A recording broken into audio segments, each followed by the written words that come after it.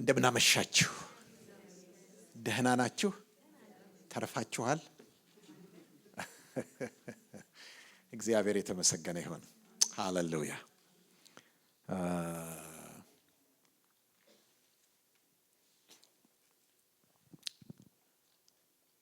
ምንም መገለጥ የማያስፈልገው ነገር ቢኖር በጌታ መገኘት ውስጥ መሆናችን። አሜን።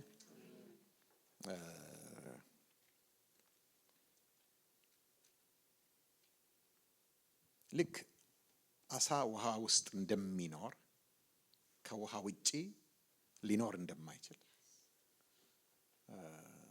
እኛም we are in Christ።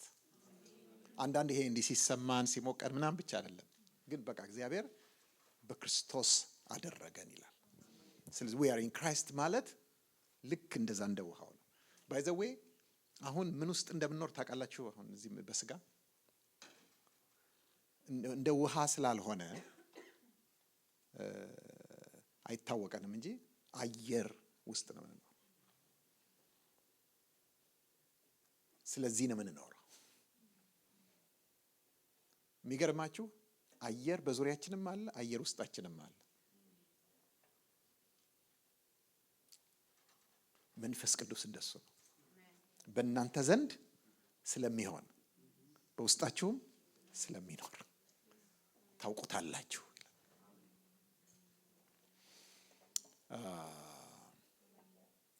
ስለዚህ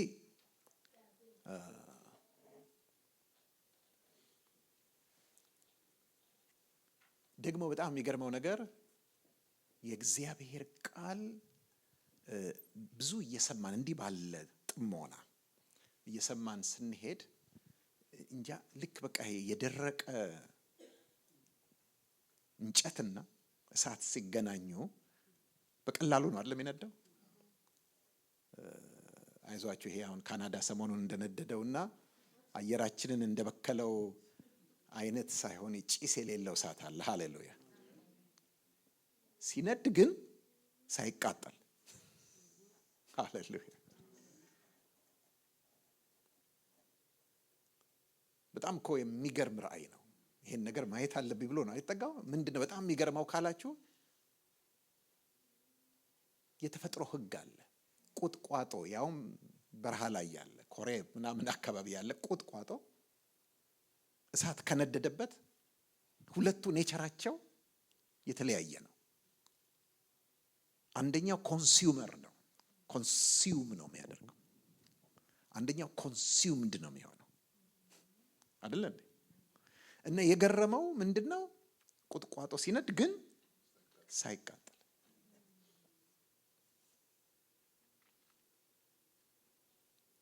ወገኖች የሚገርም ነገር ነው። መለኮት መጥቶብን የሚባላ እሳት የተባለው አይገርማችሁ? ከሱ ጋር እኮ ነው የምንኖረው። እና መለኮት መጥቶብን፣ መለኮት አድሮብን፣ መለኮት ኖሮብን ግን እንለመልማለን፣ አንጠፋም። ሃሌሉያ። ይሄ በጣም የሚገርም ነገር ነው። ስለዚህ እግዚአብሔር እየተናገረን ነው። ይቀጥላል። መጽሐፍ ቅዱሳችሁን ማቴዎስ ምዕራፍ 6 ከቁጥር 19 አንስቶ እስከ 34 ያለውን ትገልጣላችሁ።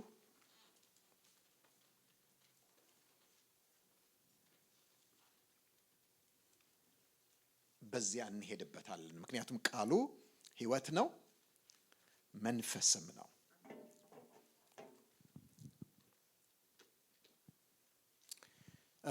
ወደ ኋላ ልመልሳችሁ። ትናንትና ምዕራፍ 5 ከቁጥር 17 ጀምረን ስንመለከት ስውር ጽድቅ አይደለ? ስለ ስውር ጽድቅ ነው ያየው። ጽድቅ ነው ግን የተሰወረ ነው ማለት ለሰው ነው፣ ለስጋዊው ሰው ነው የተሰወረው። በእግዚአብሔር ዘንድ የተሰወረ አይደለም። እግዚአብሔር ግልጥ ነው፣ የሚታይ ነው፣ ግዙፍ ነው። ለሰው ግን አናሳ ነው፣ ነቁጥ ነው፣ ነጥብ ነው፣ ዮድ ነው፣ አዮታ ነው። ግን ወሳኝ ነው። የሰው ዘላለማዊ ማንነታችንን የሚወስን ነው፣ ስፍራችንን የሚወስን። ስለዚህ ስለ ስውር ጽድቅ ተመልክተናል። ዛሬ ጠዋት ደግሞ ስለ ስውር አገልግሎት፣ በስውር ሃሌሉያ፣ በስውር የሚያይ አባት አይደለም የሚለው? ዋው! በግልጥ ይከፍላል። በስውር ስውር አገልግሎት ለሰው ነው እኮ ስውርነቱ፣ እግዚአብሔር ግን ያየዋል።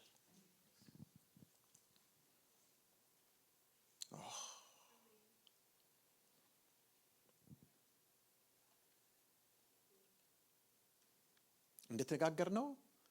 ይሄ ዝም ብሎ ሴረሞኒ አይደለም፣ ትራንስፎርሜሽን ነው፣ ፓራዳይም ሽፍት ነው፣ የአስተሳሰብ ልቀት የሚያመጣ ነው፣ መርህ ነው፣ የህይወት የኪንግደም ፕሪንሲፕል።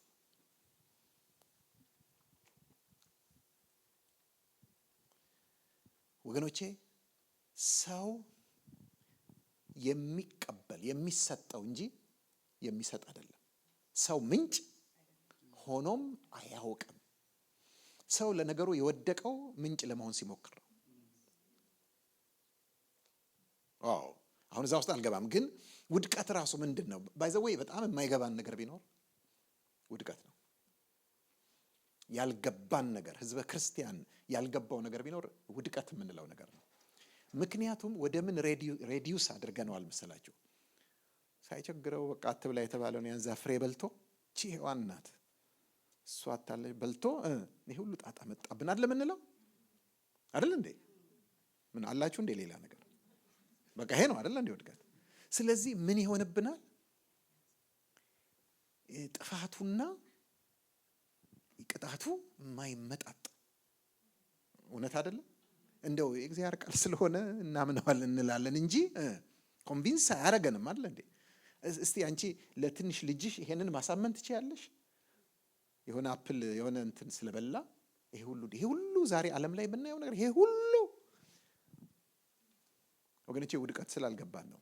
ውድቀት በጣም በጣም ጠሊቅ ነው። ለዚህ ነው እኔ አንድ መርህ አለኝ፣ አባባል የውድቀታችን ጥልቀት ካልገባን የድነታችንን ምጥቀት ማድነቅ አንችልም። የድነታችንን ምጥቀት ማድነቅ የምንችለው የውድቀቱን ጥልቀት ስናቅ።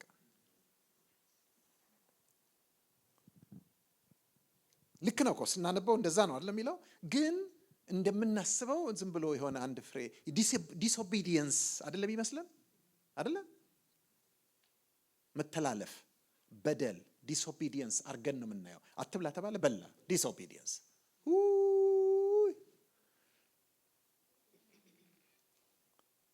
ሰንበት ትምህርት ልጆችን ስናስተምር እንደዚህ ነው አይደል የምንላቸው። በቅርቡ አንዱ ምን ብሏል አሉ፣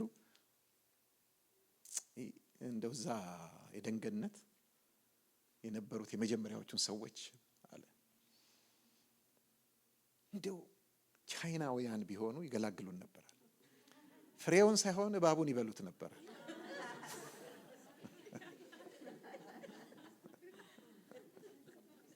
ይሄ ሁሉ ጣጣ አይመጣም ነበር።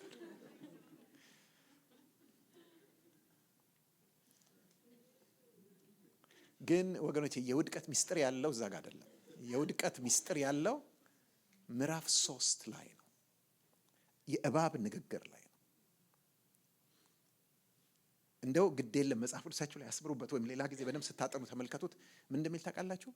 መሞትን አትሞቱም። ይሄ ቬኖሙ ይሄ ነው መርዙ። መሞትን አትሞቱም፣ ነገር ግን ከእርሷ በበላችሁ ጊዜ እንደ እግዚአብሔር፣ እስቲ እንደ እግዚአብሔር በሉት እስቲ፣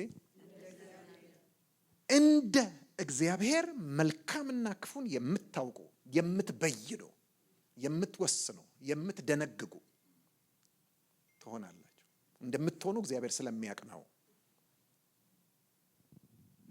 ስለዚህ ውድቀት ዝም ብሎ ዲስኦቢዲየንስ ሳይሆን ውድቀት ሰው ሆኖ የተፈጠረው ሰው አምላክ ያልሆነ የመለኮት ባህሪ የሌለው መለኮትነትን ለመንጠቅ ያደረገው ጥረት እንደማ ለመሆን እሺ by the way መጽሐፍ ቅዱስ ምን እንደሚል ታውቃላችሁ? አዳም ይሄንን እያወቀ ነው ያደረገው ይላል። ጉዳዩ ይሄ ሆነው መሆኑን እግዚአብሔር ከዚህ ዛፍ ፍሬ አትብላ በበላህ ጊዜ ሞትን ትሞታለህ፣ ከበላ ገለሃለሁ አላለው። ከበላ ግን ሪዛልቱ ምንድን ነው የሚሆነው? አውትካሙ ምንድን ነው የሚሆነው? ሞት ነው የሚሆነው። መንፈሳዊ ሞት ነው የሚሆነው። አይገርማችሁም? እግዚአብሔር ሰውን በምን ፈጠረው? በመልኩና ምሳሌ ፈጠረው። ሰው የተፈጠረው እግዚአብሔርን እንዲመስል እንጂ እግዚአብሔርን እንዲሆን አይደለም።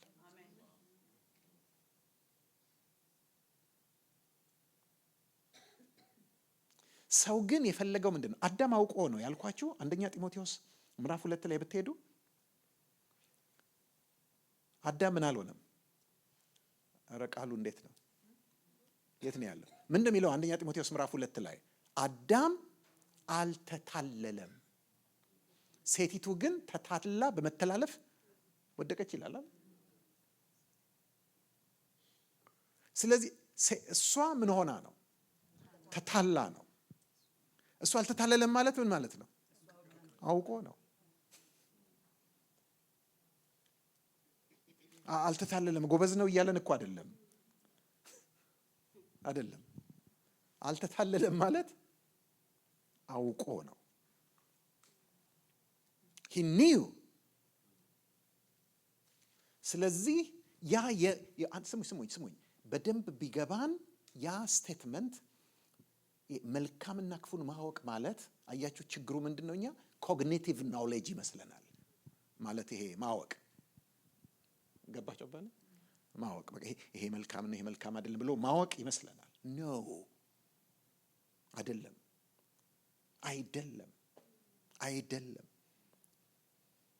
እዚያ ጋር ማወቅ በጣም የተለየ ትርጉም አለው። ምክንያቱም ሄዳችሁ በግሪኩ ብታዩት በሴፕቱአጀንት በሚባለው ትርጉም በግሪኩ ሄዳችሁ ብታዩት ምንድን ነው የሚለው? ግኖስኮ የሚል የግሪክ ቃል። በግሪክ ቋንቋ ውስጥ ማወቅ ሁለት አይነት ነው። አንደኛው ኢንፎርማቲቭ ነው፣ ሁለተኛው ኤክስፒሪየንስ ነው። ግኖስኮ ኢንፎርማቲቭ ኢንፎርሜሽን አይደለም፣ ኤክስፒሪየንስ ነው። እንዴት አወቅክ አትሉኝም? እዚያው ጋር ምዕራፍ 2 ቁጥር 17 ላይ ከዛ በኋላ ምዕራፍ 2 ቁጥር 15 ቁጥር 17 ከዛ በኋላ ምዕራፍ 3 ሙሉውን መልካምና ክፉን የሚያሳውቀው ሲለን ቆይቶ ወደ 10 ጊዜ ገደማ ሲለን ቆይቶ ምዕራፍ 4 ላይ አዳምም ሔዋንን አወቃት ይላል። እርግጥ አንዳንዶች መጽሐፍ ቅዱስ እኮ ሲያነቡ በጥልቀት ስለማያነቡ ይሸወዳሉ። አንድ ወንድም አንድ ጊዜ ፕሮግራም ሲመራ ይህንን ጥቅስ ጠቅሶ እንደዚህ በቃ ብዙ ሰው ያለበት ወገኖች ያለ አዳር ጸሎት ነው ወገኖች ያለ አዳምም ሔዋንን አወቃት ይላል። አሁን ስንቶቻችን እንተዋወቃለን?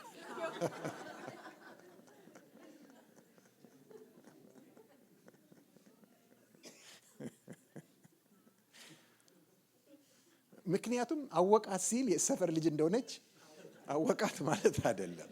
ምክንያቱም የሚቀጥለው አረፍተ ነገር ምንድነው የሚለው? እሷም ጸነሰች ይላል።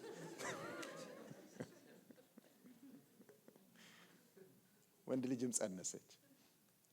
ስለዚህ ይሄ ማወቅ ማለት እሱ ውስጥ ሆነው ኤክስፒሪየንስ አደረጋት። እንዲያውም አንድ ትርጉም ይላል he learned her ነው የሚለው። ተማራት፣ ዲስከቨር አደረጋት አይነት ነገር አወቃት። ስለዚህ ኤክስፒሪየንስ እዛው ጋር ነው የሚነግረን። ይሄንን ምንድነው ያ የሚያሳየን ብላችሁ ካላችሁ ይሄ ማወቅ እንትን አይደለም፣ ኢንፎርሜሽን አይደለም። ይሄ መልካም ነው ይሄ ክፉ ነው ብሎ ማወቅ አይደለም፣ መደንገግ ነው። ዲክሪ በቃ ይሄ መልካም ነው ብሎ መበየን፣ ይሄ ደግሞ መልካም አይደለም ብሎ መበየን። ይሄ ልንገራችሁ አይደለ የመለኮት ብቻ ስልጣን፣ መለኮትነት መገለጫው ይሄ ነው።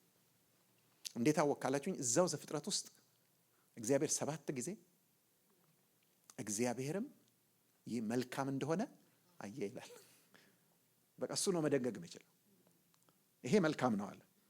ከዛ በኋላ ደግሞ ሰው ብቻውን ይሆን ዘንድ መልካም አይደለም አለ። ይሄንን ማለት መለኮትነት ነው።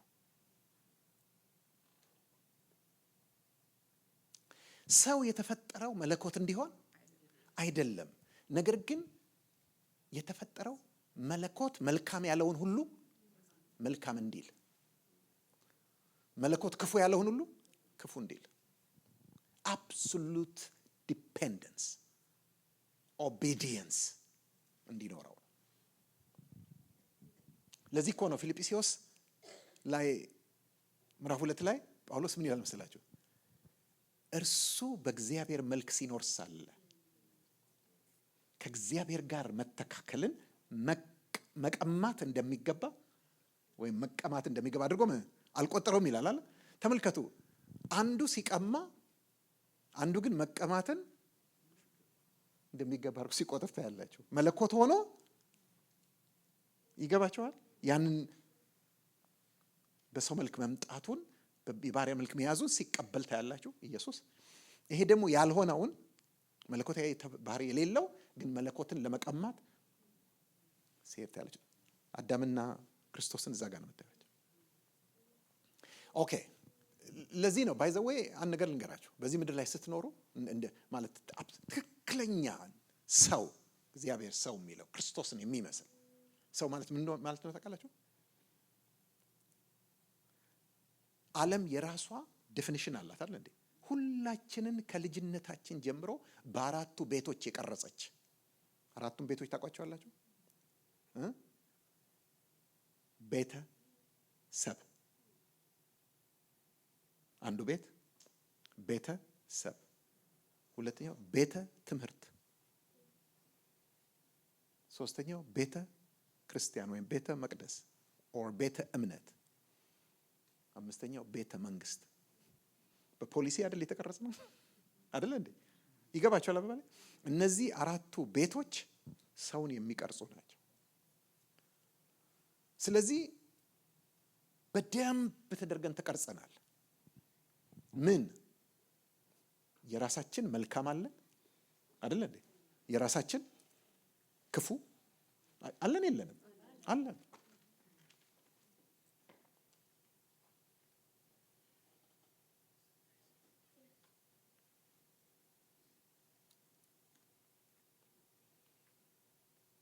እዳዝማር ለኛ እግዚአብሔር ክፉ ቢለው ማለት እኛ የተቃኘንበት ማይንድ ሴት መልካም ካለው መልካም ነው አይደለም? ባህላችን፣ አመጣጣችን፣ አስተሳሰባችን፣ ቫልዩ ሲስተማችን መልካም ካለው እግዚአብሔር መልካም ቢለውም የኛ ማይንድ ሴት ክፉ ካለው ክፉ ነው ማለት ነው። እንደሱ እንዴት እንደምንተላለፍ ታያላችሁ ከእግዚአብሔር ጋር።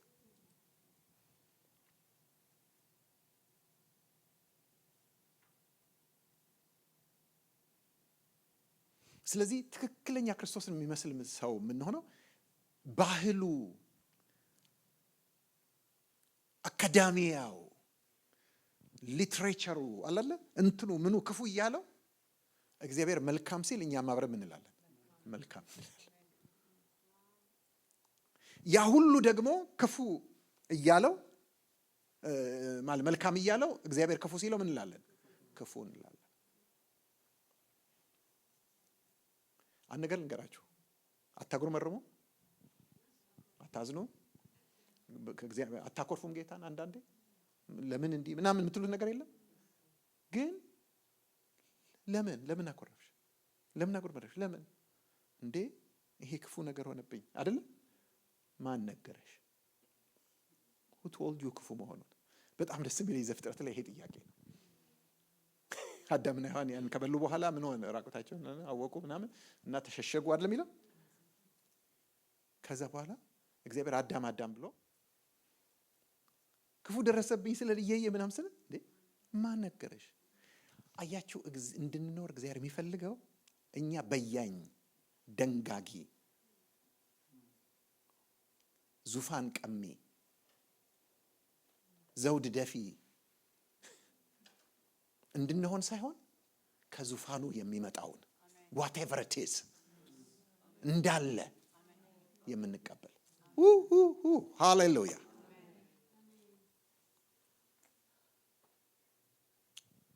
ኢየሱስ ኖሮ አሳይቶናል። ይሄ ማለት ምን ማለት እንደሆነ የዓለም መንግስታትና ክብራቸው ዋው እነዛን ሁሉ አይቶ ይሄ ሁሉ ያንተ ይሆናል ሲባል ሂድ አንተ ሰይጣን አለ። አሁን እዚህ ውስጥ ሰይጣን ይታያል።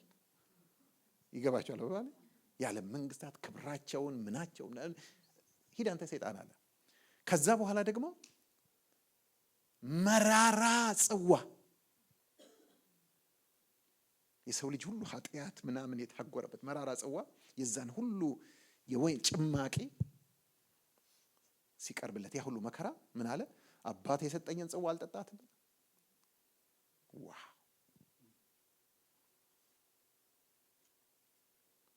ይሄንን መራራውን ከአባቴ ነው አለ። ያ ደግሞ ያንን ግሎሪ ከሰይጣን ነው አለ። ወገኖቼ ትልቁ ችግራችን ያለው አይምሮአችን ላይ ነው። እኛ ዓለም የሚለውን ነው የምንለው። ለዚህ እኮ ነው የእግዚአብሔር ፈቃድ እርሱም በጎና ፍጹም ደስም የሚያሰኘው ነገር ምን እንደሆነ ፈትናችሁ ታውቁ ዘንድ በአይምሮአችሁ መታደስ ተለወጡ እንጂ ይህን ዓለም አትምሰሉ ብሎ የሚለን ለዚህ ነው። ኦኬ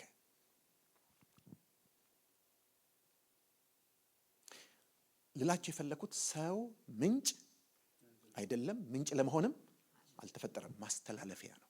ምንጩ ማን ነው? ባይዘው ያን ነገር ልንገራችሁ። ስሙኝ፣ ይሄን ስሙኝ፣ ያዙት ነው ላይ ጌታ ኢየሱስ ክርስቶስ እስከመጣበት ጊዜ ድረስ የአባት ስነ መለኮት አይታወቅም። በብሉይ ኪዳን እግዚአብሔርን አባት ብሎ ማለት የተለመደ አይደለም፣ ብዙ አይታወቅም። ስሙኝ ወገኖቼ፣ በዚህ በማቴዎስ 5፣ 6፣ 7 ውስጥ ብቻ 17 ጊዜ አባት የሚለውን ቃል ጌታ ተጠቅሟል። ከኔ ማጀን ለመጀመሪያ ጊዜ ያመጣው ይሄንን የአባት ነገረ መለኮትን ኢየሱስ ክርስቶስ። እኔ እንዳለ ይሄን የተራራውን ስብከት ወይም sermon of the mount በሙሉ ሳየው it's all about the father።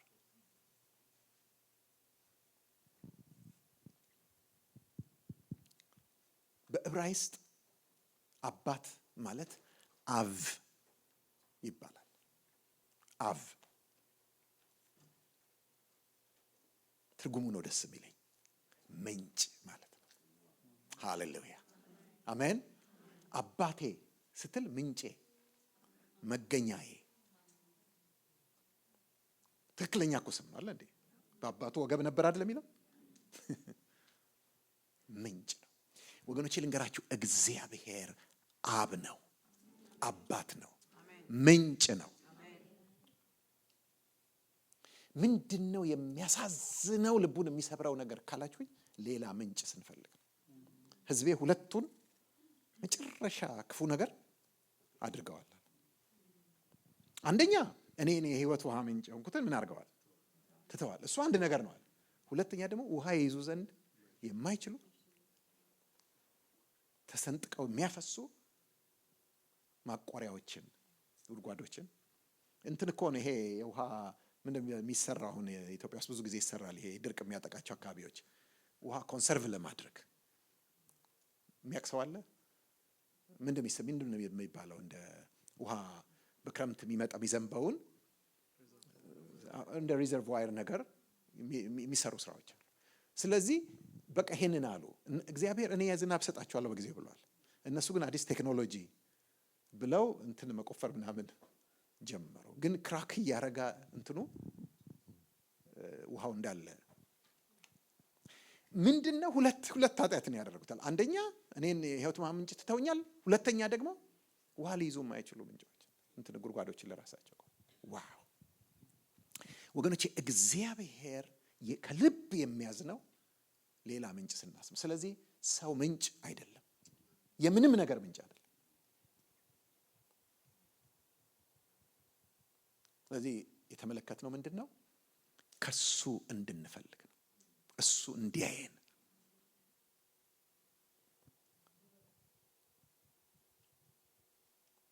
ስውር ጽድቅ፣ ስውር አገልግሎት፣ አሁን ደግሞ ስውር ሀብት እንመለከታለን።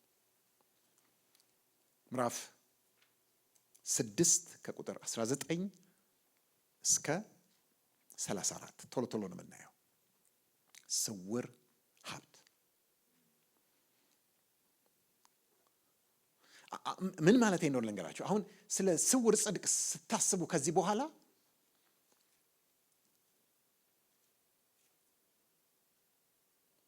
ጽድቅን በውጫዊ ነገር ብቻ አትመዝኑት።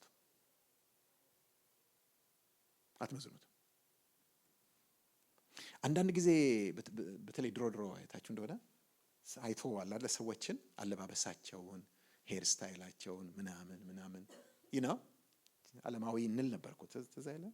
እንደዛ ነበር። እናንተ እንኳን ደህና ነበራችሁ። እኛ ጋር ችግር ነበር። ሱሪ የለበሰች ሴት ማይ ግድነስ አልደረሳችሁበትም? በልይ ያለሽ እዛ ጋር ታውቂያለሽ አንቺ። ከመድረክ ተጎትቶ ሁሉ ይወርድ ነበር። እንዲህ ልታገለጊ መስሎሻል? ጆሮ ጌጥ፣ ሊፕስቲክ ትልቅ ነውር ነበሩ። እኔ አገልግሎት በጀመርኩበት ጊዜ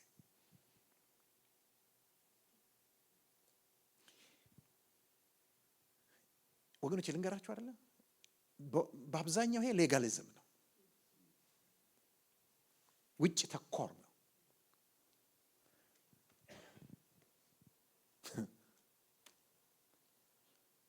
የእግዚአብሔር ጽድቅ ሲገባን አይናችንን ከሰዎች ውጫዊ አፒራንስ ላይ እናነሳለን፣ ልብ ተኮር እንሆናለን።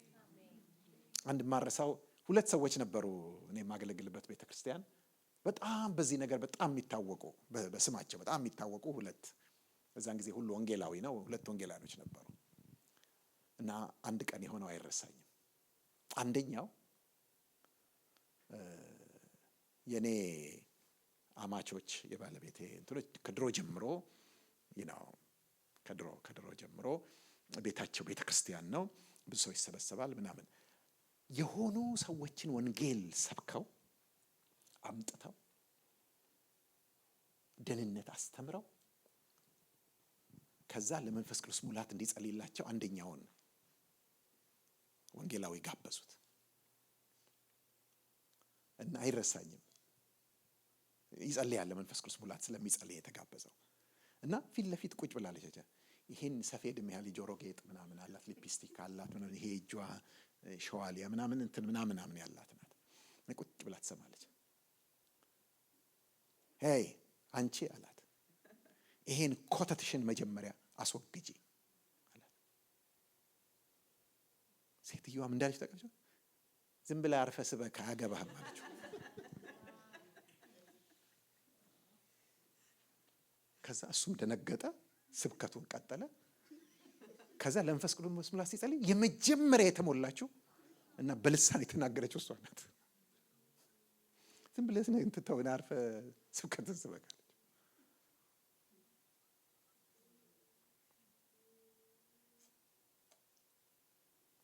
ሰው ፊትን፣ እግዚአብሔር ግን ልብን ይመለከታል። ስለዚህ ወገኖቼ ይሄ ጽድቅ ምን አድርጎናል? ይሄ አመለካከት ሰውን በምን ጃጃ እናደርግም? በውጫዊ ነገር ጃጃ እናደርግም። አቤት የአበሻ ቤተክርስቲያን የእናንተን አላቅም፣ እናንተ ጥሩ ትመስሉኛላችሁ። ትላልቅ ኢሹዎች እኮ መነጋገሪያ ኢሹዎች እንትና ልጅ እኮ ይሄ የተተለተለ ሱሪ ታረጋለች። ምን ነው የሚባለው ስሙ? ስም አለው ይሄ አይደለም። ምን ነው የሚባለው ይሄ ሱሪ? ሬፕ ጄንስ ከራውት ይባላል ምናምን ብቻ ታረጋለች። ትልቅ ኢሹ ነው።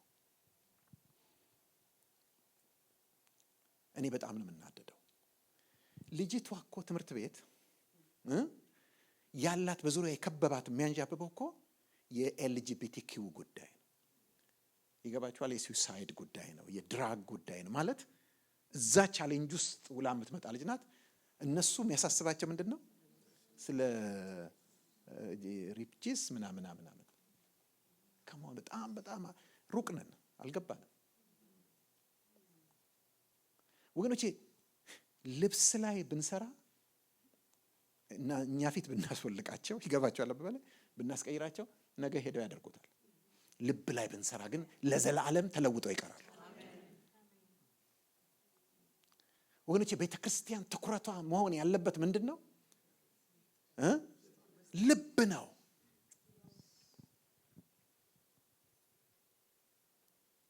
እኔ እግዚአብሔር ይባርካቸው ልጆቼ አንድ ቀን በምንም ነገር አስቸግረውን አያውቁም። አንድም ቀን ማለት በምንም ይሄ ብዙ ሰው በሚያልፍበት ነገር ምንም አስቸግረውን አያውቁም።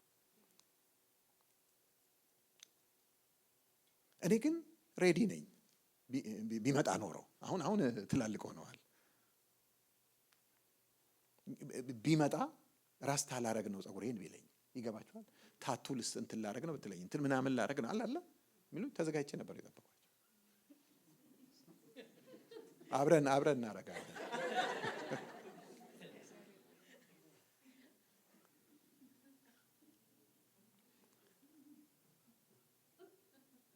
ወገኖች እኔ እንትን ላይ አልሰራም፣ ውጪ ላይ አልሰራም፣ ቅርጽ ላይ አልሰራም።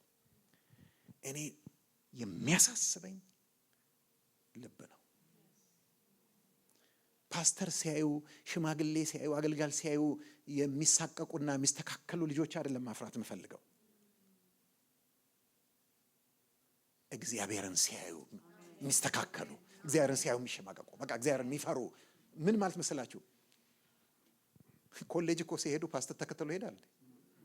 ሽማግሌ ቤተሰብ ምናምን ይሄዳል። ወገኖች የትም ቢገቡ የትም ምድር ጥግ ቢሄዱ ግን እግዚአብሔር ከነርሱ ጋር አለ። ስለዚህ ልጅህን እግዚአብሔርን መፍራት አስተምረው ነው የሚለው። ይሄን ለምን እንደምነግራችሁ አላውቅም። አንድ በጣም የሚገርመኝ መክብብ ውስጥ በጣም የሚገርመኝ ምን አይነት እንደው ሊበራል እንትን ነው እኮ ያሰኛችኋል። መክብብ መጨረሻ ጋር ሄዳችሁ የሚሰጠውን ምክር ብታዩ ልጅ ያለ ደስ ይበልህ በጉብዝና ወራት ማለት ዩዝ ያንግ እንትን ደስ ያሰኘው ምን አድርግ አይከለክለውም። አይገርማችሁም? ልጄ ሆይ ብሎ አይከለክለውም። ደስ ማለት በቃ ግን አንድ ነገር ያውቃል። እግዚአብሔር ስራህን ሁሉ በመጨረሻው ወደ እንትን ያመጣዋል። ስለዚህ እግዚአብሔርን ፍራ። ምን ማለት ነው ታውቃላችሁ? ይሄ ስትሪክት ሆኖ እንዲህ እንዳታረግ አይደለም የሚለው። ኮንፊደንሱን ታያላችሁ። በጉብዝና ወራት ደስ ይበልህ ብሎ እና ብቻ ይሄንን እወቅ። ሃሌሉያ። ምንድን ያደረገው? ከእግዚአብሔር ጋር ነው ያገናኘው። ስለዚህ ወገኖቼ የውስጥን ጽድቅ የውስጥ ስውር የሆነን አገልግሎት እንደ መርህ አድርገን ልንወስደው ይገባል። ኦኬ፣ ስውር ሀብት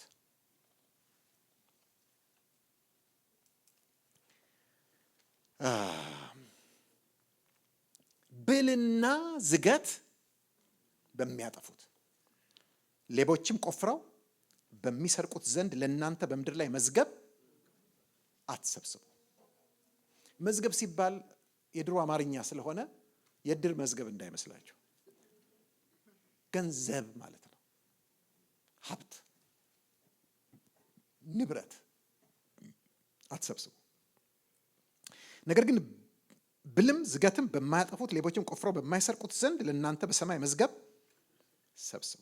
መዝገብ ባለበት ልብ ደግሞ በዚያ እስቲ አንብቡልኝ። እቺ እኔ ተማሪ ስለሆነ ታውቃለች። እንዴት ነው ሰማችኋት ያለችውን? የመጨረሻውን አጥብቀዋለች። ይሆናልና ለምን እንደሚጠብቅ ታውቃላችሁ? የመጨረሻው ምክንያቱም በኦሪጂናሉ ግሪክ ሌተር ብታነቡት እቺ ና መጨረሻ ላይ የመጣችዋ ለብቻዋ ራሷን የቻለች ቃል ናት። ጋር GAR ጋር የምትል ቃል ናት። ጋር ማለት ምክንያቱም ማለት ቢካውዝ ማለት ነው። አዲስ ኪዳናችን በሙሉ የአዲስ ኪዳን የድሮ ትርጉም በተለይ የተጻፈው በዚህ መልክ ነው። እቺን ምክንያቱም የምትለውን ቃል ከፊት ከማምጣት ይልቅ የተጠቀመው እንዲህ ይሆናልና ብሎ ነው። ምክንያቱም ማለት ነው። ስለዚህ ሁል ጊዜ ይሄንን ቃል ስታገኙ በጣም እንጃ በብዙ መቶ የሚቆጠሩ አሉ። ስታገኙ ምን ብላችሁ አንብቡት? ምክንያቱም ብላችሁ አንብቡት። ምክንያቱም ኦኬ።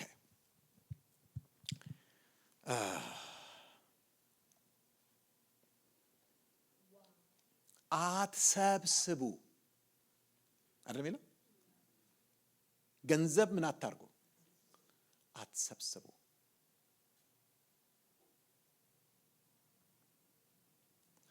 አትስሩ ነው የሚለው? ኖ። ብዙ ሰዎች ይሄንን ያምታቱታል። አታግኙ ነው የሚለው? ኖ። ግን ምን አታርጉ?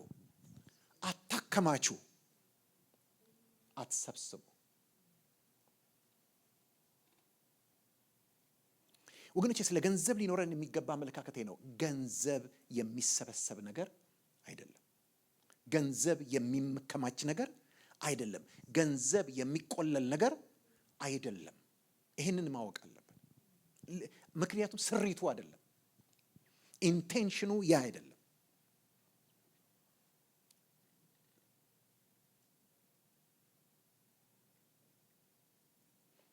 ይህንን ጌታ ኢየሱስ ክርስቶስ ብላክ ኤንድ ዋይት ክሪስታል ክሊር ነው ያስቀምጠልን። ምንም ግሬ የለው፣ ግልጽ ነው። አትሰብስቡ። ወገኖቼ ክፍሉን በሙሉ እስከ መጨረሻው ስናየው ለምን አትሰብስቡ እንዳለ ምክንያቶች ነው የሚሰጠው።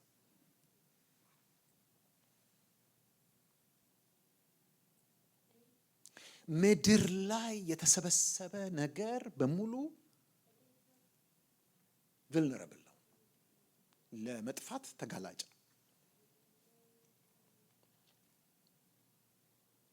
አትሰብስቡ።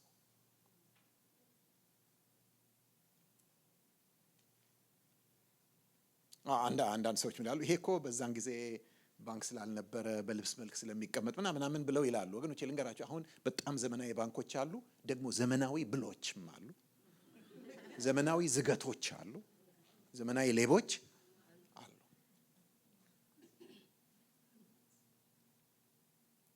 እናንተ እንዲያውም ቅርብ ናችሁ አይደል እንዴ ለዎል ስትሪት ለምናምን አላለ በጣም ብዙ ሀብት ያላችሁ ሰዎች አንዳንድ ጊዜ ምክንያቱ ባልታወቀ ምክንያት ስቶክ ምን ይሆናል? ይወድቃል አይደል እንዴ?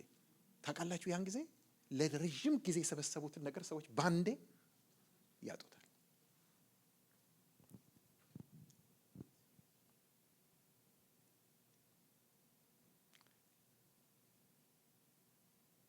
ባይ ዘ ዌይ በደምብ ትሰማላችሁ ብዬ እገምታለሁ። አንዳንድ ጊዜ እኮ ኒውዮርክ ውስጥ ምናምን በጣም ሀብታሞች ከፎቅ አይደለ እንዴ ከረጃጅም ፎቅ ላይ ምን ያደርጋል? ጠብ ይላል። ስቶኩ ሲወድቅ አብረው ይወድቃሉ። ባይ ዘ ዌይ ለምን እንደሚወድቁ ልንገራችሁ በደንብ። ይሄን ስሙኝ፣ ኢምፖርታንት ነው። ስለ አይዶል ነው የምነግራችሁ፣ ስለ ጣዖት። ምንም ይሁን ምን፣ ሰውም ሊሆን ይችላል፣ ፕሮፌሽን ሊሆን ይችላል፣ አገልግሎትም ሊሆን ይችላል፣ ገንዘብም ሊሆን ይችላል። ጣዖት የሆነ ነገር፣ አይዶል የሆነ ነገር ምንድን ነው ማለት ነው? አምላክ ነው። ይሄን በደንብ ስሙኝ ወገኖቼ፣ ከፈለጋችሁ ጻፉት። ሰው አምላኩ ሞቶ ሊኖር አይችልም። ሰው አምላኩ ሞቶ ሊኖር አይችልም። በቃ ይሄን ወቁ። አምላኩ ሞቶ ሊኖር አይችልም። አንዳንድ ጊዜ ሰው ላቭድ ዋንስ አለ ይሞትበትና ከዛ በኋላ ከዚህ በኋላ ለምንድን ነው የምኖረው ብሎ ካለ ምኑ ነበር ማለት ነው? ጣዖቱ ነበር። እንዲህ ካለች ምን ይባላል መሰላችሁ? የአይድል ቴስት ይባላል። ቴስተር ነው። አንዱ ቴስተር ይሄ ነው። ፖዚቲቭ ናቸው እነዚህ ሰዎች። ምክንያቱም ሰው አምላኩ ሲሞትበት በቃ ለምንድን ነው የምኖረው? የመኖር ፐርፐዝ ነው የሚያጣው። አንዳንድ ሰዎች አገልግሎታቸው ሲቀማ ወይ እንትን ሲደረግ ወይ ምናምን ሲደረጉ መኖር ካላቸው ምናቸው ነበር ማለት ነው? ጣዖታቸው ነበር። ስለዚህ እዚህ ጋር ይነግረናል፣ ለእግዚአብሔርና ለገንዘብ መገዛት አትችሉም። እንመጣበታለን። ከእግዚአብሔር ጎን የሚሰለፍ ከእግዚአብሔር ጋር ለመተካከል ራሱን ከፍ የሚያደርግ ጣዖት ነው። ትልቅ ጣዖት ነው ማማውን። ለዚህ ነው የሚከሰከሱት፣ ዝም ብሎ እንዳይመስላችሁ።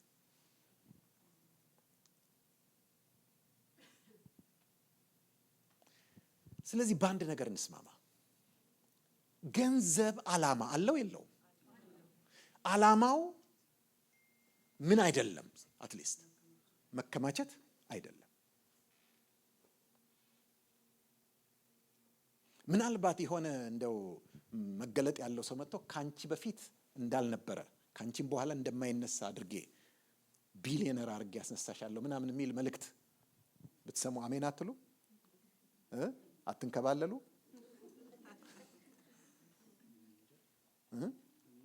አይደለ? እኔ እንጂ ስሙኝ ወገኖቼ፣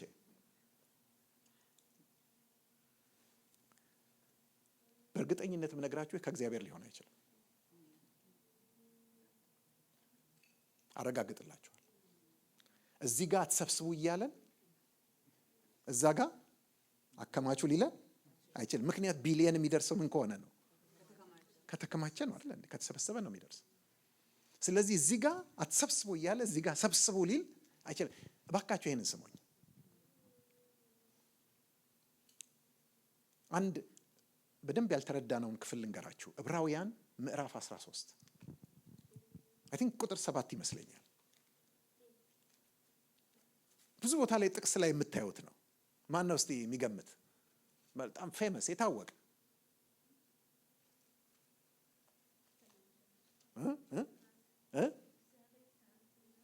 አንብበሽ ነው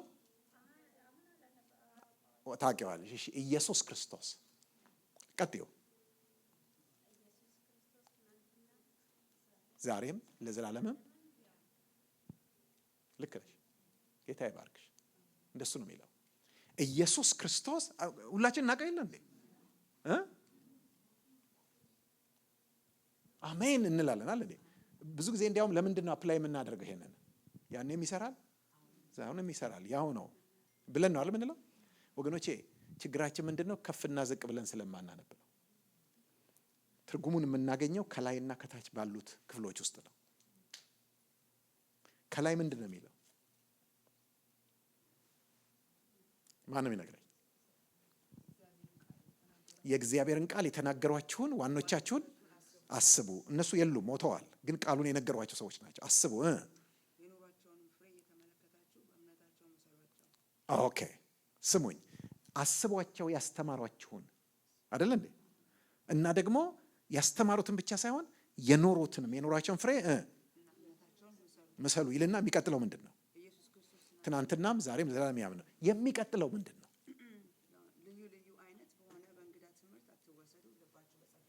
ቢጸና ነው እንጂ በመብልና ኦኬ። ልዩ ልዩ በሆኑ እንግዳ ትምህርቶች ምን አታርጉ።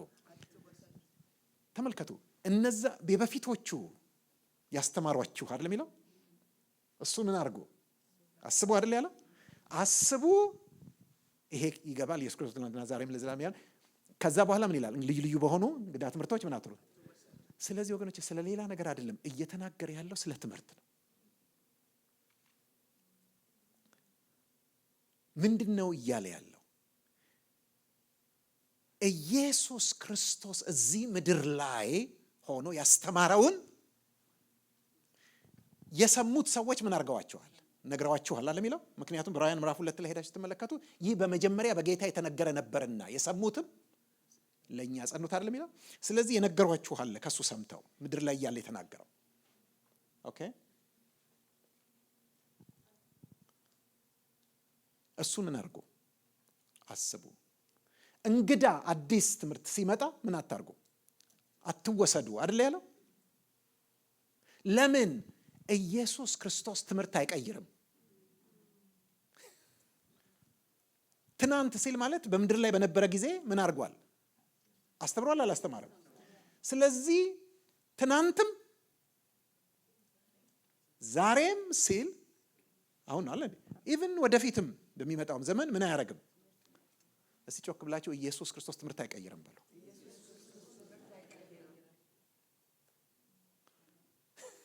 ምን ማለት መሰላችሁ? እዚህ ሆኖ ሲያስተምር ምን አለ ያኔ? በምድር ላይ መዝገብ ምን አታርጉ አትሰብስበዋል አለ። ከዛ አሁን ደግሞ የት ነው ያለው? አባቱ ልጆቼ ሆይ ቢሊየነር አረጋችኋለሁ ሰብስቡ ምናምን ካለ ምን አድርጓል ማለት ነው? እዛ ሄዶ ሲያየው ነገሩ አያዋጣም። በተለይ ደግሞ ያኔ እንትን ነበር። አሁን ግን ዘመኑ በጣም ሰብሰብ ያስፈልግበት ዘመን ስለሆነ ጌታ ኢየሱስ አይቶ አገናዝቦ ምን አድርጓል? ቀይሯል። አይቀይርም። ሃሌሉያ። ያን አይነት አሳሳቅ በጣም ነው የምወደው።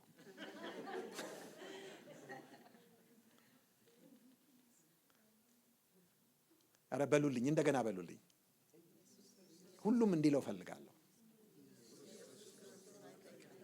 ኢየሱስ ክርስቶስ ትምህርት ምን ማለት ነው? ያን ትናንት ያስተማረውን ዛሬም ለዘላለምም ይዞት ይሄዳል።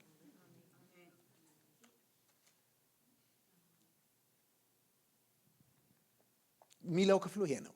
the right meaning rightly dividing the word of truth ማለት ይሄ ነው። በትክክል ያ ክፍል ሲተረጎም ምን ማለት ነው? ኢየሱስ ክርስቶስ ትምህርት አይቀይርም። ስለዚህ ያኔ የነገሯችሁ የበፊቶቹ ከሱ ሰምተው የነገሯችሁ አይደል? አሁን ሌላ መጥቶ አዲስ ደግሞ እንግዳ ያልነገሯችሁ ነው ሲነግራችሁ አትቀበሉት። ለምን? ኢየሱስ ክርስቶስ ትናንትም ዛሬም ለዘላለም ያው ነው። ማለትም ትናንት ሲያስተምራችሁ የነበረውን ነው ዛሬም ነካም። ሃሌሉያ።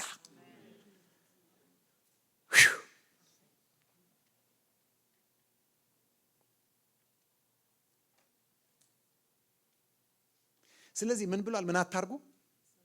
አትሰብስቡ። ኦኬ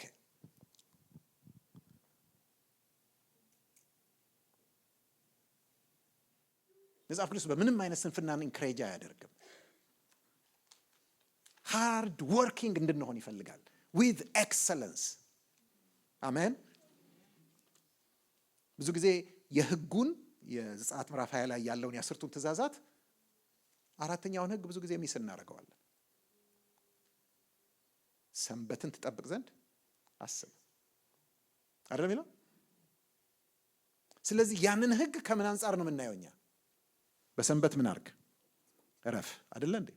ግን ሙሉውን ብታነቡት ዘጸአት 20 ላይ ሄዳችሁ 6 ቀን ስራን ትሰራለህ ይላል መጀመሪያ ላይ። እሱ ትእዛዝ ነው አይደለም? 6 ቀን ታንቀላፋለህ አይልም። 6 ቀን ስራን ትሰራለህ፣ በሰባተኛው ቀን ግን እረፍ፣ ሰንበቴን ትቀድሰው ዘንድ አስብ።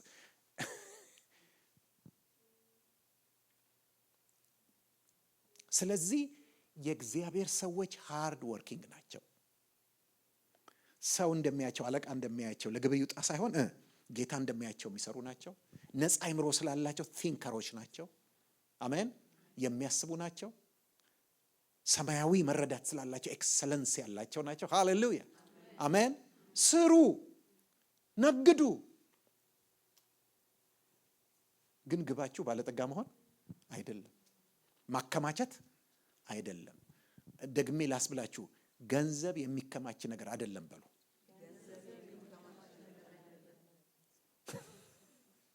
አንዱ እህቴ እንደ መሳቅም እንደ ማልቀስም እያለ ፊቷ ላይ ሁለቱም ተቀላቅሎ ነው ያለችው። አይደለም። ኦኬ ገንዘብ ሲከማች፣ ቆይ ለምሳሌ ሰዎች ገንዘብ ያስቀምጣሉ። እስቲ ሁላችንም የምናውቀውን አንድ ኮመን ሪዝን ንገሩኝ። ለምንድን ነው የምናስቀምጠው? ለክፉ ቀን አይደለ እንዴ? አይደለ እንዴ? እናቴ አሁን ለክፉ ቀን ብሎ ማስቀመጥ ክፋት አለው? የለውም አይደለ እንዴ? አንቺ እስከምታውቂው ድረስ የለውም። ችግሩን ልንገርሽ። ለክፉ ቀን ብሎ ገንዘብ ማስቀመጥ ማለት ከክፉ ጋር ቀጠሮ መያዝ ነው። አጀንዳውን ያወጣል። ለክፉ ቀን ብለን ስናስቀምጥ ይዝና አጀንዳ ላይ በጊዜው ከች ይላል። በኢየሱስ ምንድን ነው ስትሉ እንዴ አንቺ አይደለሽ እንዴ ቀጠሮ የሰጠሽ? ስትጠብቅኝ አልነበር እንዴ ይመጣል እያልሽ?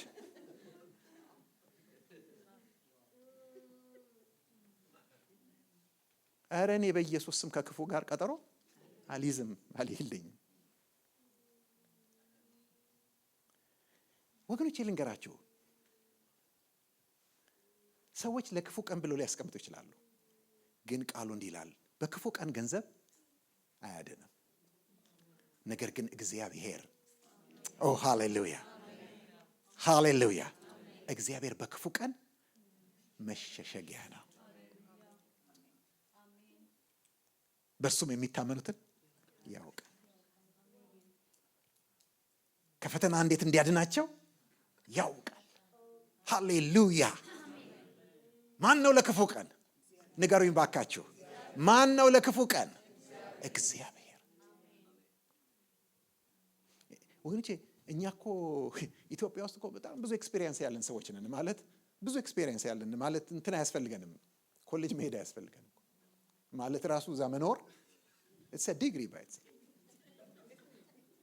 በቅርቡ ጦርነት ነበር አይደል እንዴ? ባለፈው የትግራይ ጦርነት ሆሪብል የሆነ ጦርነት። መቀሌ አስቀድመው ወደዛ ሸሽተው ሄዱ። ግን አይደለም አዲስ አበባ፣ አይደለም ዱባይ፣ አይደለም ኒውዮርክ፣ የተለያየ ቦታ ገንዘብ ያላቸው ሀብት ያላቸው ሰዎች ሁሉ ነገር ምን ሆነ? ተዘጋ።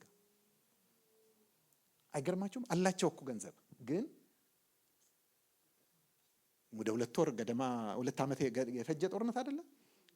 ለረጅም ጊዜ ዝግ የነበረበት አይደለ? ባንክ ሲስተም የለም፣ ምን የለ። በቁጥር አላቸው ገንዘቡ ብዙ 0 ያለው ገንዘብ ቁጥር አላቸው። ነገር ግን የሚበላ አልነበራቸው። ኢቭን ወዳጆቻቸው እንኳን አላለ ሊረዱ ምናምን ፈልገው በምን መንገድ ያልፋል? ክፉ ቀን ማለት እሱ አይደል?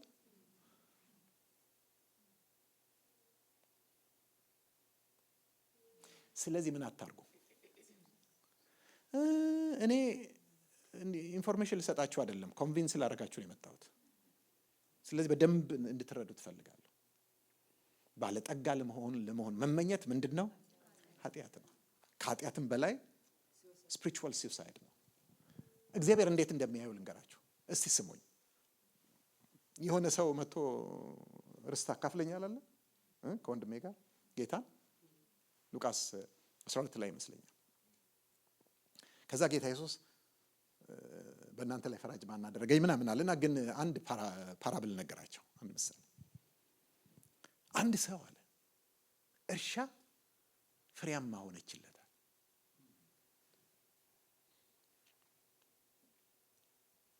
እና ሲያይ አለ በጣም ፍሬያማ ሆኗል። ታውቃላችሁ አይደል? በብሉይ ኪዳን ሕግ ውስጥ እግዚአብሔር በ7ኛው ዓመት ምን ያደርጋል መስላችሁ? የ3 ዓመት በአንድ ጊዜ ይሰጣቸዋል። ታውቁታላችሁ? ስለሆነ 7ኛው ዓመት ላይ የ3 ዓመት ፍሬ ይሰጣቸውና ምን ያደርጉም? የበዚህኛው የተገኘውን ይዘው 1 ዓመት ምድሪቷ ምን ትሆናለች?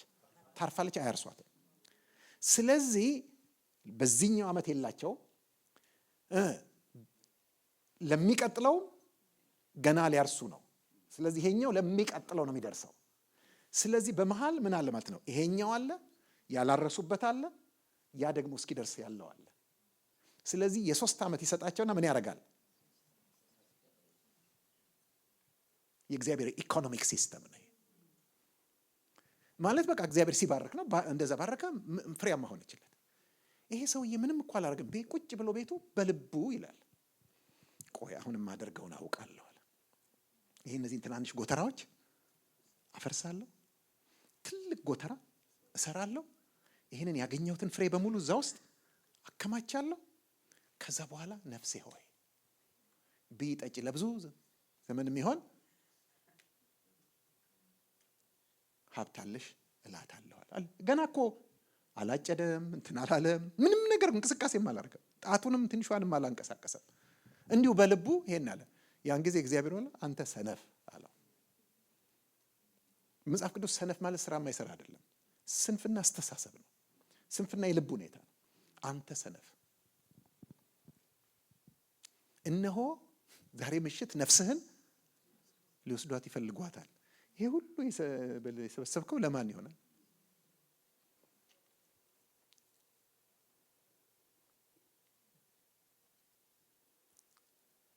ወገኖች እግዚአብሔር አንተ ሰነፍ፣ አንቺ ሰነፍ ከሚለው ሰው በላይ ኃጢአተኛ አለ?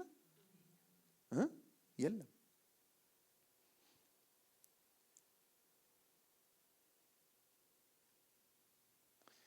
ምንድን ነው እዚህ ሰው የኃጢአቱ ምንም ድሆች የሉም እኮ እዚህ ውስጥ ሌሎች የሉም።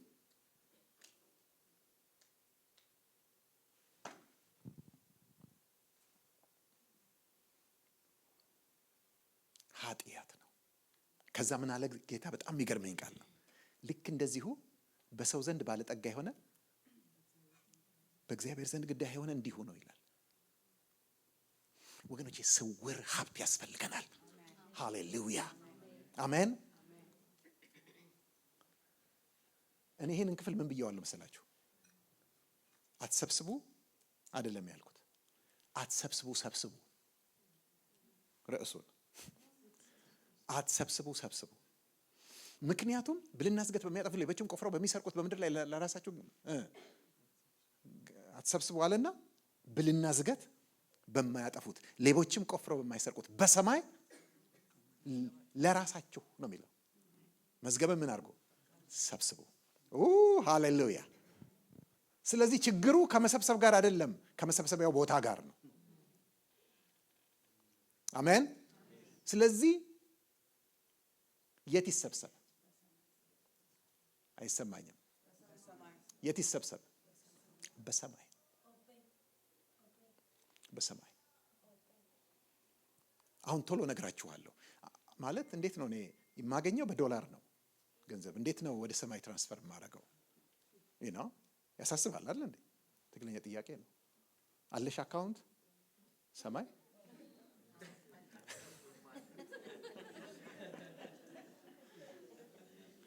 በደም ስሞኝ። በጣም ቀላል ነው። ያው ስሩ፣ አግኙ፣ ለሚያስፈልጋችሁ ነገር ኑሩ። እናንተ ኮንሱም አታድርጉት። ይገባ? እሱን ነው ይበቃኛል የሚለው እዛ ጋር ነው፣ ኮንሰምፕሽን ላይ ነው። አለዛ ምን የለውም። ኑሮ ኢላስቲክ ነው፣ እየተለጠጠ እየሰፋ። የሚገርማችሁ ነገር በ50 ሺህ በአመት ዶላር እያገኙ ይኖሩ የነበሩ ሰዎች አሁን 200 ሺህ እያገኙ አሁንም ይኖራሉ። ይገባቸዋል ማለት አይበቃቸውም። አሁንም ግን ቆይ ሰው ቆሞ አይጠይቅም እንዴ? ከዛ በኋላ አሁን 500 ሺህ ደግሞ ደርሰው አሁንም ይኖራሉ፣ ግን አይበቃቸውም። አንድ ነገር ልንገራችሁ፣ ኑሮ ይለጠጣል፣ ተመልሶ ግን ሽሪንክ አያረግም። ያኔ በ50 ሺህ ይኖሩ የነበሩ ሰዎች በአመት አሁን 500 ሺህ እያገኙ ነው። ድንገት ግን ወደ 50 ሺህ ቢመለሱስ? አለቀ። የማታ እንጀራ ያሳጣሽ ማለት ይሄ ነው። ከባድ ነው አይደል እንዴ? ምንድነው? ኑሮ ይለጠጣል። አትለጥጡት። ጥቂት ነገር ይበቃችኋል።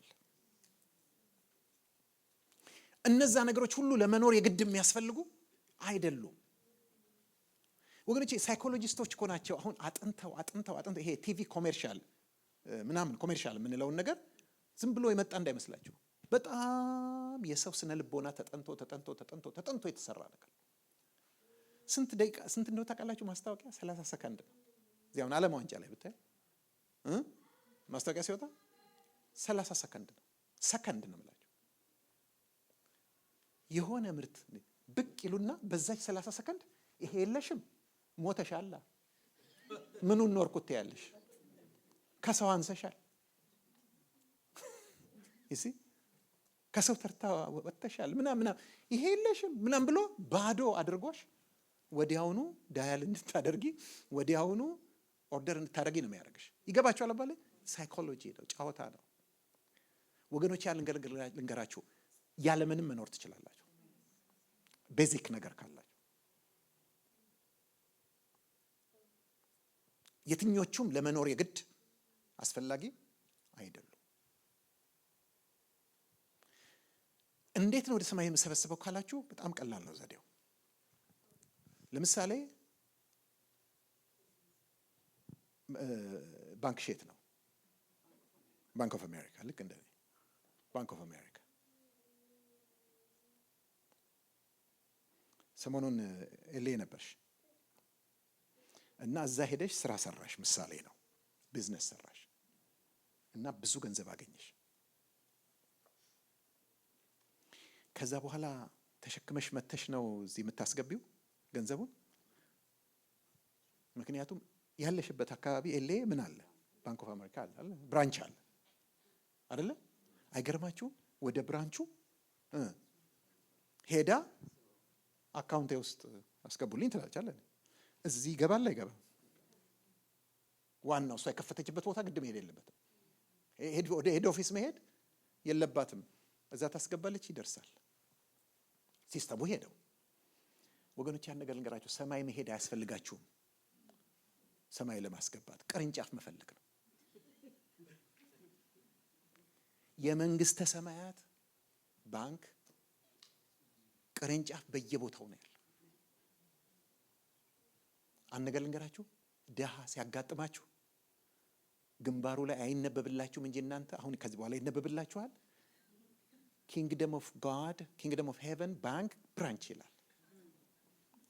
ቶሎ ዲፖዚት ወደ የተላለፈ ማለት ነው፣ ወደ በሰማይ አለቀ። ሃሌሉያ ሃሌሉያ። ሳታውቁት ነው እንጂ እኮ ብዙዎቻችሁ ከፍታችኋል አካውንት። አንዳንዶቻችሁ አልጎበኛችሁትም ዞር ብላችሁ እንጂ አንድ ጊዜ ከፍታችሁ ነበር።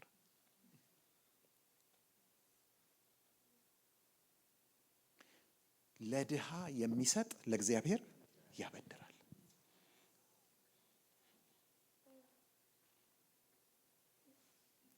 ያ ብቻ አይደለም፣ የአንዱ ነው፣ ዋነኛው ነው ወገኖቼ። የትም ቦታ ወንጌል የሚሰበክበት፣ አጋንንት የሚወጣበት፣ ሰዎች ደቀ መዛሙርት የሚሆኑበት ቦታ ካገኛችሁ እኔ ልንገራችሁ ብራንች ነው። ለዛ ማስኬጃ 10 ዓመት የምታደርጉት ነገር ዲፖዚት ይደረጋል። እኔ እኮ የሚገርመኝ ነገር ባንክ ኦፍ አሜሪካንን አምነን የእግዚአብሔርን ባንክ ማመን ማቃታችን በጣም በጣም ነው የሚገርመኝ። እነግራችኋለሁ ወገኖቼ፣ እስከ ዛሬ የራሳችሁ ሌክዠሪ ላይ አነሰሰርሊ ዝም ብሎ ኢንቨስት ያደረጋችሁት ለፋሽን፣ ለሞዴል፣ ለምናምን አላለ እንትን ለመቀየር፣ እንትን ለመጨመር፣ እንትን ያደረጋችሁት እሱ ስፔንድ አድርጋችሁታል። የለም ጠፍቷል ወገኖቼ።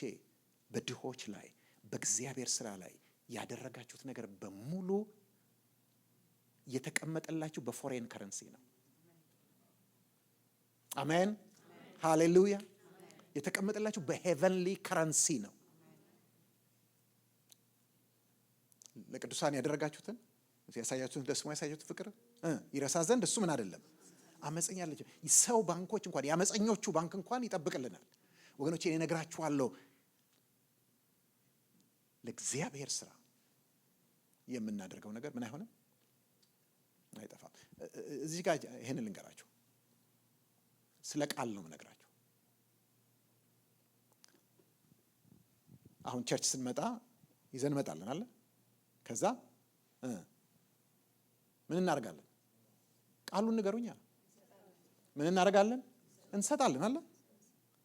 ይሲ እንሰጣለን የሚለው ሮንግ አገላለጽ ነው። እንሰበስባለን። ብዙ ጊዜ እኛ የሚመስለን ሰው የሚሰጥ ቸርች ምን የምታደርግ የምትሰበስብ ነው አለ ይመስለን። ኖ ራስሽ ነሽ የምትሰበስቢው። የምትሰበስበው እሷ ናት። ምክንያቱም ገንዘብ ይዛችሁ ሄዳችሁ ባንክ ዲፖዚት ልታደርጉ ስትሉ ልሰጥ ነው ትላላችሁ። ለባንኩ ልሰጥ ነው የምትሉት? ላስቀምጥ። ሃሌሉያ። ስለዚህ ፓስተር የመስጠት ጊዜ ምናምን ሲደርስ አሁን የምናስቀምጥበት ሰዓት ነው መባል ያለበት። ምክንያቱም ቀጥታ ወዴት ነው የሚገባው? ወደ አካውንታችን ነው የሚገባው።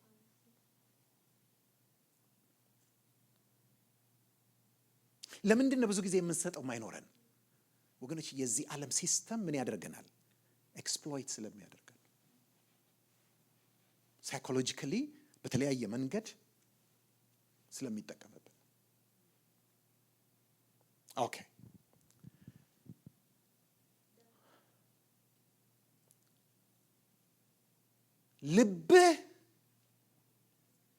ገንዘብህ ወይም መዝገብህ ባለበት በዚያ ልብህ ይሆናልና አይደለም የሚለው የድሮ ትርጉም። ምን ማለት ነው? ምክንያቱም ይሄን ያልኩበት ምክንያት አለ ጌታ ኢየሱስ። ይሄን ያልኩበት ምክንያት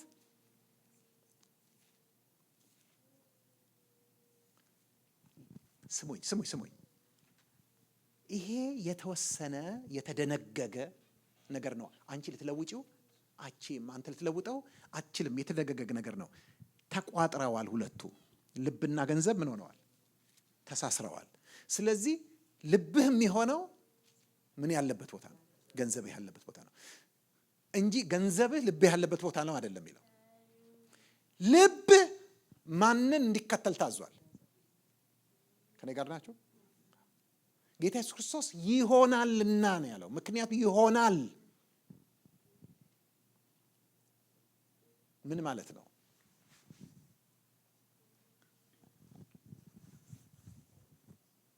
ይሆናልና ማለቱ በምንም አይነት ገንዘብሽን እዚህ ምድር ላይ ሰብስበሽ ልብሽን ጌታ ጋር ልትልኪው አትችይ። አንዳንድ ሰዎች እዚህ ቆልለው ጌታ ሆይ ልቤን ውሰድ፣ ልቤን እንካ ይላሉ። ቢልኩት ተመልሶ ይመጣል። አይሄድም። ለምን?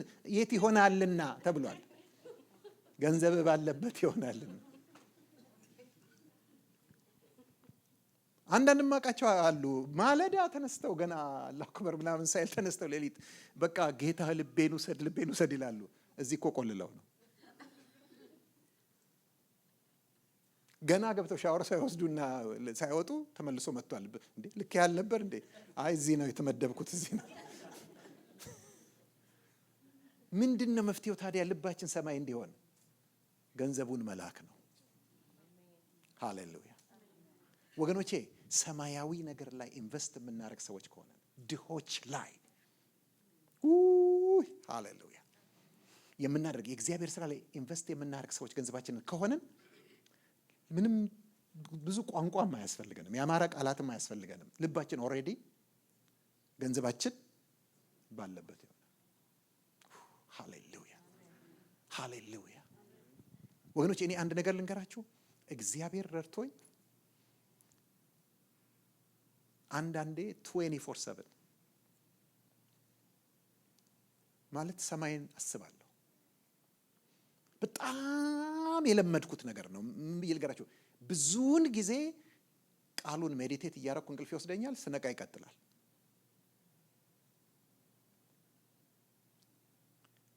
አንዱ ምክንያት ምን እንደው ታውቃላችሁ? እዚህ የተቆለለ ነገር የለም። ይሄ ሁሉ ዘመን የተገኘው ነገር የት ነው ብትሉኝ፣ አብዛኛው ተልኳል። ይገባችኋል አባባሌ?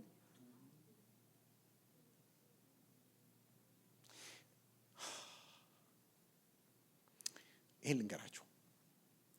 ይሄንን ሳስተምር አንዳንድ ሰዎች ትንሽ የሚከብዳቸው ምንድነው? በጣም ብዙ ስንጠጣው የኖር ነው የፕሮስፔሪቲ ትምህርት አለ አይደለ? እሱ ይተናነቃቸዋል። ግን ዶንት ሚስኮት ሚ፣ እኔ በድህነት አላምንም። አምላኬ የጠራኝ የማመልከው የማገለግለው እግዚአብሔር የድህነት አምላክ አይደለም።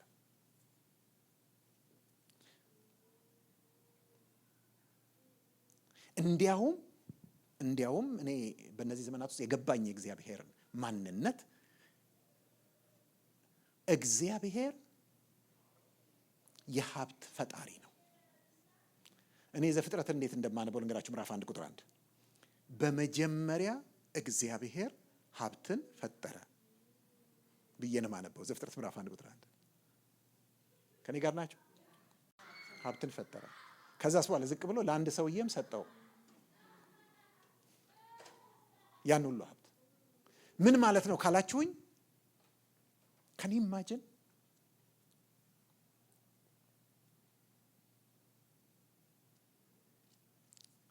አዲስ አበባ ውስጥ እኮ አሁን 20,000 ካሬ ሜትር ቢኖርህ ቁልፍ ቦታ ከተማው መሃል አንተ እኮ መልታይ ሚሊዮነር ነህ አይደል እንዴ? 20,000 ካሬ ሜትር አዲስ አበባ ውስጥ ሰው ቢኖረው ማይ ጉድነስ። አሁን እኮ ቤት የሚሰራው እኮ 72,000 ካሬ ሜትር ላይ 72 ካሬ ሜትር ላይ አይደል እንዴ? 90 ካሬ ሜትር ላይ ምናምን 100 ምናምን ካሬ ሜትር ላይ ነው አይደል የሚሰራው ቤት። 20,000 ካሬ ሜትር አንድ ሰው ቢኖረው ሀብታም ይባላል። ግን ልንገራችሁ ወገኖቼ፣ እግዚአብሔር ስንት ካሬ ሜትር ነው የፈጠረው? ዘፍጥረት 1 ላይ ምድርን አስቧት፣ ተመልከቱ። ያንን ሁሉ ፈጠረ። እዛ ውስጥ ስንት ተክል ነው ያለው? ስንት ከብት ነው ያለው? ስንት አፋት፣ ስንት ምንድን ነው ያለው? ባህሩ ስንት አሶች ናቸው ያለው? ያንን ሁሉ ፈጠረ እግዚአብሔር። እግዚአብሔር ምንድን ነው የፈጠረው? this is what we call wealth creation። ሀብት ነው የፈጠረው። ከዛ በኋላ ደግሞ በስንት ሰው ምን ያዞረው? ለአንድ ሰው፣ ለሁለት ሰዎች፣ ለባልና ሚስት ግዙ ብሎ። ይሄ ምንድን ነው የሚያሳየን? እግዚአብሔር የድህነት አምላክ አይደለም። እግዚአብሔር ሀብት ፈጣሪ ነው። ግን ስሙኝ ወገኖቼ፣ እግዚአብሔር ያንን ያደረገው ሰው እንዲያስተዳድረው ስቲዋርድ እንዲሆን እንጂ ሰው የሱ ባሪያ እንዲሆን አይደለም። ሰው የተፈጠረው የማብቻ እንዲሆን ነው። የማብቻ እንዲሆን። ሃሌሉያ ሃሌሉያ። የእግዚአብሔር ብቻ እንዲሆን ነው። አሁን ለምንድን ነው ይሄንን ትምህርት ጌታ ኢየሱስ እያስተማረ ያለው? ለምንድን ነው ብልጽግናን አይታችሁ እንደሆነ በወንጌላት ውስጥ ጌታ ኢየሱስ ሞስትሊ በኔጌቲቭ ወይ የሚያነሳው ለምንድን ነው? ምክንያቱን ልንገራችሁ። አሁን ማንም ሰው ገንዘብ ሊኖረው አይችልም። ገንዘብ ልትኖሪው እንጂ የምትችይው ገንዘብ ሊኖርሽ አይችልም። ትንሽ ተወሳሰበ መሰለኝ። ግልጽ ላድርገው። ለገንዘብ ልትኖሩት ትችላላችሁ እንጂ ገንዘብ ሊኖራችሁ አይችልም። አሁን ባለው የዚህ በወደቀው ስርዓት ውስጥ ገንዘብ ሰዎች ይኖሩታል እንጂ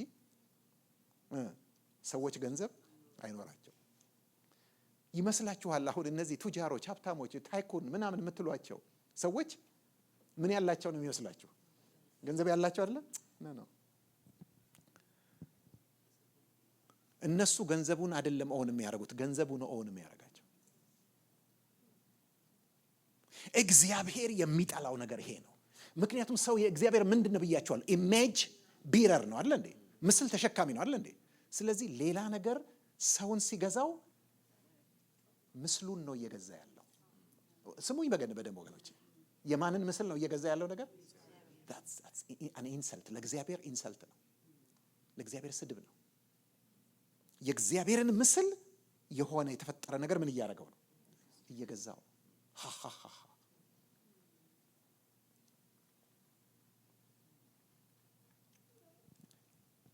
ስለዚህ እግዚአብሔር እያደሰን ነው። አሁን የማደስ ስራ እየሰራ ነው።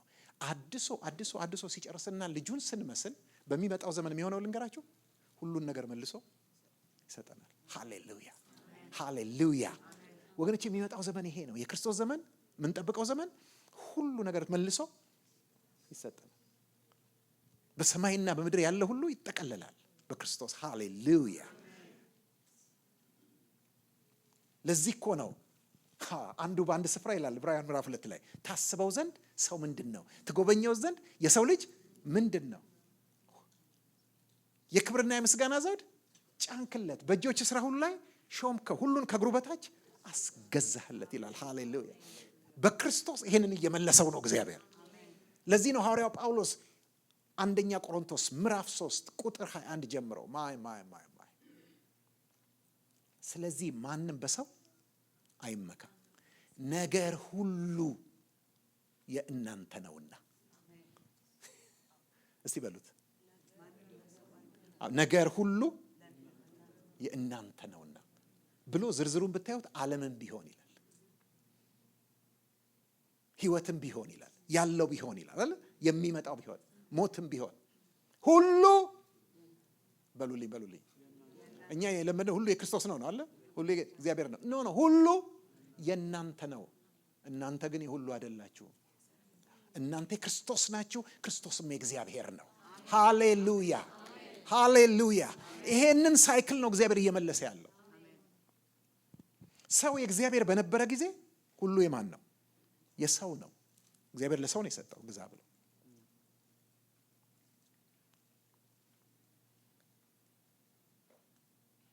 ለምንድን ነው አሁን እግዚአብሔር በኮንቴንትመንት እንድንኖር የሚፈልገው? ምክንያቱም በተበላሸና ኮራፕትድ በሆነ ሲስተም ውስጥ ነው ያለን። መጀመሪያ ከዛ ባርነት ነው ነፃ መውጣት ያለብን።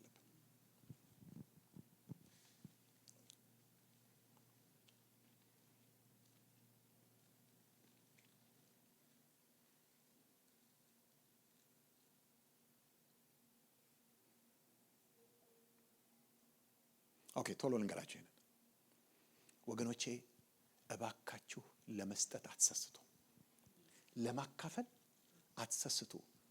እያባከናችሁ አይደለም።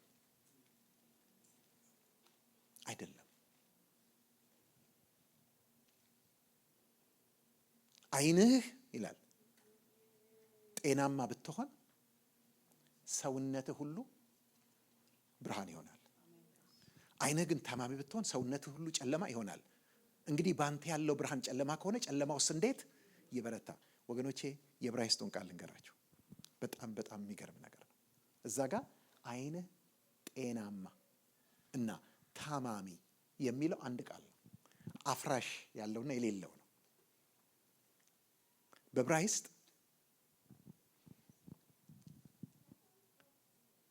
ኢቪል አይ የሚባል ነገር አለ። ኢቪል አይ እኛ የምናውቀው በሌላ ነው አለ። ኢቪል አይ የሚባለው ነገር በአይሁድ ባህል ውስጥ፣ በዕብራውያን ባህል ውስጥ በጣም የታወቀ ነገር ነው። ኢቪል አይ አለው፣ ኢቪል አይ አላት ከተባለ ምን ማለት ታውቃላችሁ? ይሰስታል፣ ይመቀኛል፣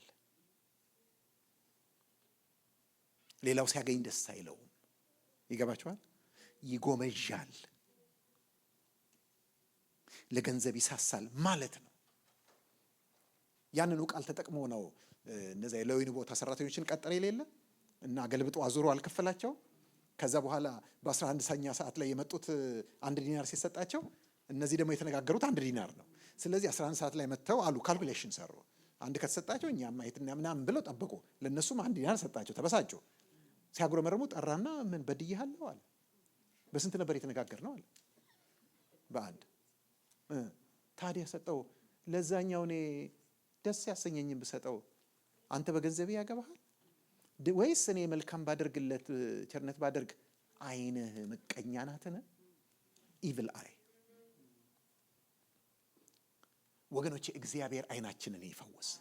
ምን ማለት ነው? አውትሉካችን፣ ፐርስፔክቲቫችን፣ ስለ ገንዘብ ያለንን አመለካከት ይፈውሰው። ገንዘብ ሳይኖረን የምንጎመዠው አይደለም። የሰው ሕይወቱ በገንዘቡ ብዛት አይደለምና ተጠንቀቁ፣ ከመጎምጀትም ተጠበቁ። ገንዘብ ሳይኖረን የምንጎመዠው፣ ሲኖረን የምንሰስተው አይደለም። ኢቪል ነው ይሄ።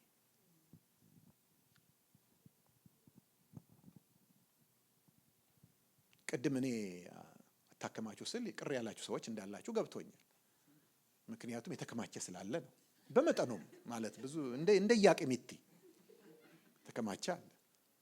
መፍትሄውን ልንገራችሁ፣ ናዱት። ሃሌሉያ አሜን።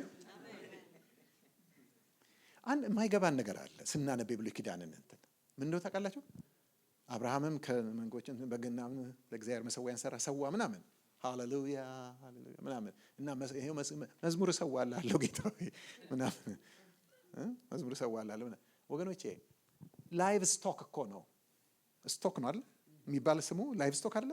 ከላይቭ ስቶክ ወስዶ ነው ምን የሚያደርገው? የሚሰዋው የሰባውን ያው ከስቶክህ ላይ ማለት ነው። እሱ እኮ ከስቶክ ነው አምጥቶ የሚሰዋው። ስለዚህ ገንዘብ ምን መሆን የለበትም? መቀመጥ፣ መከማቸት፣ መቆለል፣ መለካት፣ እሰይ ጨመረልኝ መባል የለበትም። ወደ ጥጃነት ይቀየራል። የወርቅ ጥጃ ነው የሚሆነው። ከዛ በኋላ ልግዛህ ነው የሚልህ። ስሙኝ ወገኖቼ፣ ገንዘብ ፕሮሚስ የሚያረጋችሁ ነገር በሙሉ የሚያረግላችሁ ነገር በሙሉ እግዚአብሔር ፕሮሚስ ያረገላችሁ ነው። ለዚህ ነው ለእግዚአብሔር ነው ለገንዘብ የሚለው። ስሙኝ ገንዘብ ፕሮሚስ የሚያረግላቸው። ለምሳሌ ገንዘብ ፕሮሚስ ከሚያረገው ደስ አሰኝሻለሁ አይደለም እንዴ? ሰው ለምን ነው ገንዘብ የሚፈልገው? ለደስታ። ደስ አሰኝሻለሁ፣ አስከብርሻለሁ። ሰው ገንዘብ ሲኖረው ሰው ምን ያደርገዋል? ያከብረዋል። ደግሞም ጠብቅሻለሁ። ይህንን ሁሉ ማን ፕሮሚስ ያደርጓል? እግዚአብሔር። አያችሁ ፉክክሩ። ገንዘብ ፕሮሚስ የሚያደርገው ነገር በሙሉ እግዚአብሔር ምን ያደርገንን ነው? ፕሮሚስ ያደረገንን ነው። ከዛ በኋላ በምላሽ ደግሞ ገንዘብ የሚጠይቀን ነገር ሁሉ እግዚአብሔር የሚጠይቀንን ነው። ልብሽን ስጭኝ ነው የሚለው። አከብርሃለሁ፣ እጠብቅሃለሁ፣ ተወዳጅ አረግሃለሁ፣ ምን አረግሃለሁ ይልና ግን ምንህን ስጠኝ? ልብህን ስጠኝ። እንዲያውም ልንገራችሁ ወገኖች፣ በቃ ይሄንን ስሙኝ። በገንዘብ ጉዳይ ነፃ ካልወጣችሁ ገና ነፃ አልወጣችሁ።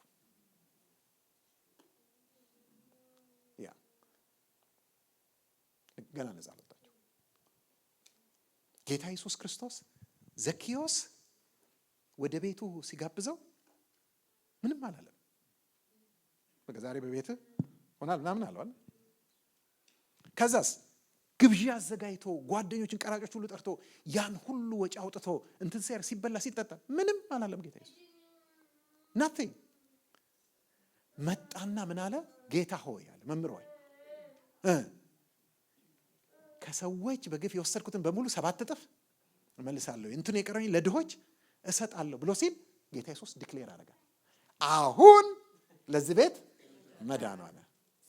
እሱም የአብርሃም ልጅ ነውና ይሲ መዳንን ዲክሌር ያደረገዎችን ሲናገር ቤት ስለገባ አይደለም።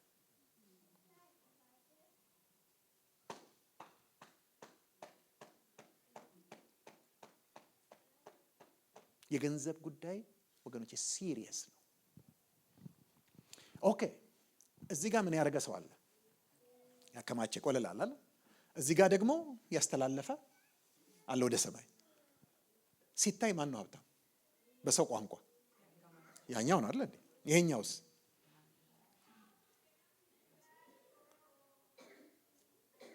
ያ በሰው ዘንድ ምንድን ነው? ሀብታም ነው። በእግዚአብሔር ዘንድ ግን ድሃ ነው። ይሄ ግን በሰው ዘንድ ምንድን ነው? ድሃ፣ በእግዚአብሔር ዘንድ ግን ባለጠጋ ነው። ይሄ ሀብት ይኖራቸው ነው፣ ስውር ሀብት። ሃሌሉያ። ሴፕቴምበር 13 37 ዓመት ይሆነኛል ሙሉ ጊዜ ሰጥቼ ማገልገል ከጀመርኩ። በጣም ብዙ ነው ትራቭል ያደረኩት። 272 የዓለም ከተሞች፣ አንዳንዶቹ ጋር ፍሪኩዌንትሊ ትራቭል አድርጌያለሁ። በሄድኩበት ሁሉ ላቭ ጊፍት ተቀብያለሁ። ማለት የየአገሩን ከረንሲ እኔ እንትን ያልገባ የአገር ከረንሲ ማለት ጥቂት ነው። ማለት የብዙዎቹን ትልልቆቹን ሀብታሞች አገሮች። ነገር ግን የሚገርማችሁ ንብረት ይዤ አላውቅም። ምንም አይነት ቋሚ ንብረት የሚባል ነገር አለ? ለምን ብትሉኝ አይገባኝም። ብቻ የገባኝ የቃሉ እውነት ከበፊት ከመጀመሪያ ጀምሮ አለ። ባለቤቴ በጣም ጋድሊ ሰው ናት። ቤት ኖሮን አያውቅም በስማችን፣ ኢትዮጵያም አሜሪካም። ማለት ይሄንን የምላችሁ ጽድቅ ለማውራት አይደለም፣ ወይም ደግሞ ትክክሉ ይሄ ነው ስታንዳርዱ ይሄ ነው እያልኳችሁ አይደለም። ነገሩን እየነገርኳችሁ። ግን እስከዛሬ ያገኘኸውስ ምናምን ወገኖቼ የእግዚአብሔር ስራ ኢንቨስት ተደርጓል። አሜን። ስንቶች ሰልጥነዋል፣ ስንቶች አገልጋዮች ወጥተዋል፣ ስንቶች ደቀ መዛሙርት ሆነዋል፣ ስንቶች ድነዋል፣ ስንቶች ሃሌሉያ የእግዚአብሔር ስራ ሰርተውታል። ስለዚህ አለ የለም? ምን ነው እናንተ? ኦኬ እኔ ምንድን ነኝ? ባለጠጋ። ባለጠጋ ወገኖቼ ያልገባን ዴፊኒሽኑ ነው። እኔ ዛሬ ዲፋይን ላድርግላችሁ። እኔ የድሃን ዴፊኒሽን በደንብ አሁን አግኝቼዋለሁ። ድሃ ማለት ድሃ ብቻ ሳይሆን መናጢ ድሃ ማን ነው ካላችሁኝ፣ የማያስፈልገውን ብዙ ነገር ሰብስቦ እንቅልፍ አጥቶ ቁጭ ብሎ ዘብ ሲጠብቅ የሚያድር ዘበኛ መናጢ ድሃ ነው። ብዙ ሰዎች እንደዚህ ናቸው። እንትን ጋር 10,000 ካሬ ሜትር እንትን አላቸው፣ እንትን ጋር ሪል ስቴት አላቸው፣ እንትን ጋር የሆነ ፋክትሪ ከፍተዋል፣ እንትን ጋር እንትን አላቸው፣ እንትን ጋር እንትን አላቸው። አሁን ደግሞ ለእንትን ክስ እዛ መስርተዋል፣ ለእንትን እየተከራከሩ ምን እያሉ ነው? እንቅልፍ የላቸው። እነዚህ ሰዎች ምንድን ናቸው? ምን አይነት መናጢ ድሃ በሉት ምንድን ናቸው? መናጢ ድሆች ናቸው። ኦኬ እነዚህን እንግዲህ ድሃ ካላቸው ባለጠጋ ማን ነው? ባለጠጋ ማለት ስሙኝ፣ የሚያስፈልገውን ሁሉ፣ የሚፈልገውን አላልኩም፣ የሚያስፈልገውን ሁሉ በሚያስፈልገው ጊዜ በሚያስፈልገው ቦታና በሚያስፈልገው መጠን የሚያገኝ ሰው ምን ይባላል? ባለጠጋ። ያ ሰው ምሳሌ ከፈለጋችሁ እኔ ነኝ። እኔ እንደነገርኳችሁ ኢትዮጵያ ስኖር ያን ያህል ዘመን ማለት ተለምኜ አውቃለሁ። ብዙ ጊዜ እዚህ ጋር መሬት፣ እዛ ጋር እንትን፣ እዛ ጋር ምናምን ማለት ብዙ ፎር ሰም ሪዝን በጣም ይገርመኛል። እኔም ለራሴ ምንም ነሽጦኝ አያውቅም። ቤትም አልሰራው። ከረጅም ዓመት በኋላ እዚህ ቆይቼ ለመጀመሪያ ጊዜ እኔ 2016 የመጣሁት በ2022 ነው ለመጀመሪያ ጊዜ ሄድኩት ፔፐር ምናምን ጨርሼ እና ሲሄድ ሌላ ሀገር ሆኗል። ማይ ጉድነስ ሀገሩ ተለውጧል። እና በሆነ ምክንያት ሲነሳ ይሄ 300 ካሬ ሜትር ምናምን ምን ያህል 20 ሚሊዮን ምናምን ይሉኛል ማለት ዞረብኝ። ከምሬ ነው የምላችሁ። በተለይ መጀመሪያ ሄድኩ ጊዜ ሊገባኝ አልቻለም። እና ይቆጫል አለ እዛ ጋር ያንን ቦታ ይዤ ቢሆን ያንን እንትን ብዬ ያን ምናምን አድርጌት ወገኖቼ ቅንጣት ታህል እንትን የለኝም። በጣም የሚገርመኝ ግን ምንድነው ሁል ጊዜ በዓለም ላይ ይሄን ያህል ዘመን ለአገልግሎት ከወጣሁበት ጊዜ ጀምሮ ስዞር የሚያስፈልገኝን ነገር ሁሉ በሚያስፈልገኝ ጊዜ በሚያስፈልገኝ ቦታ እና በሚያስፈልገኝ መጠን አገኛለሁ። ወገኖቼ በህይወቴ የማላቀው ነገር ቢኖር ማጣት የሚባለው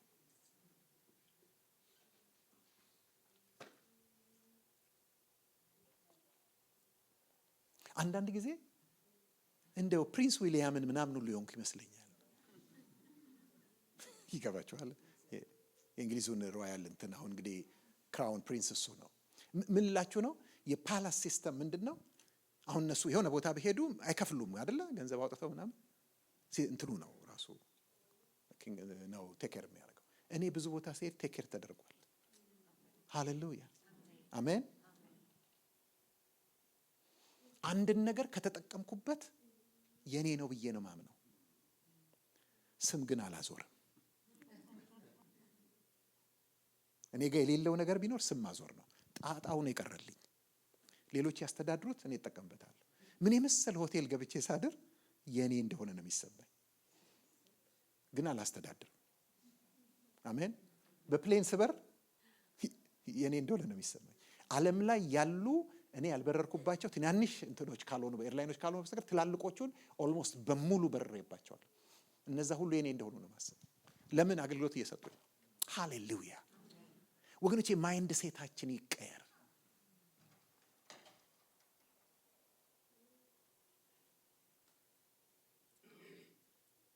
ኦኬ፣ ይሄን ልንገራችሁና ወደ መጨረሻ እመጣለሁ።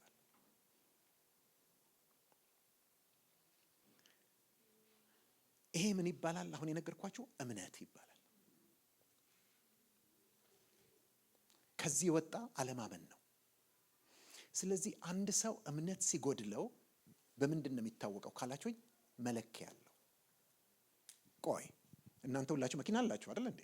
እዚህ ሀገር መኪና ግር ነው አላችሁ አይደል? መኪና እና መኪናችሁ ዳሽቦርድ ላይ እንትን አለ የለም? ይሄ የነዳጁን መጠን የሚነግራችሁ አላለ ጌጅ አይደለ? እና ሁለት ሌተሮች አሉት አይደለ? በአንድ በኩል ኢ ነው፣ በአንድ በኩል ኤፍ ነው። አንዳንድ ሰዎች ኢ የሚለውን ኢነፍ ብለው ነው የሚያነቡት እና ጣጣ ውስጥ ይገባሉ።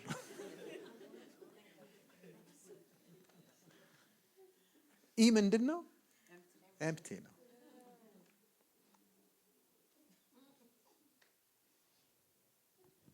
ኦኬ ወደ ኢ ሲጠጋ ዝም ብላችሁ ትነዳላችሁ? ሃይዌይ ትገባላችሁ? ይገባችኋል አባባል? ምን እንደምታደርጉት በአቅራቢያ ወደሚገኝ ነዳጅ ማደያ ሄዳችሁ ምን ማድረግ አለባችሁ? መሙላት አለባችሁ። ወደ ኢ እየተጠጋ ከሆነ ወገኖች፣ እምነታችሁ ወደ ኢ ሲጠጋ እኔ ምልክቱን ልንገራችሁ።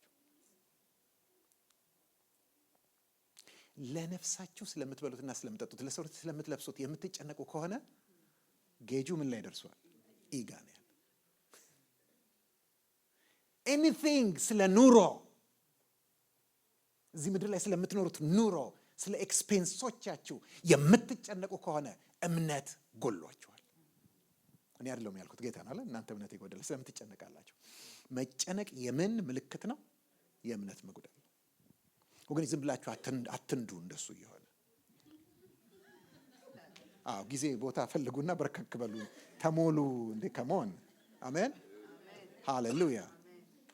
ከእናንተ ማንም ጥበብ የሚጎለው ቢኖር ሳይነቅፍ በልግስና ለሁሉም የሚሰጠውን እግዚአብሔርን ይለምን ይሰጠዋል። ሃሌሉያ፣ ይሰጣችኋል።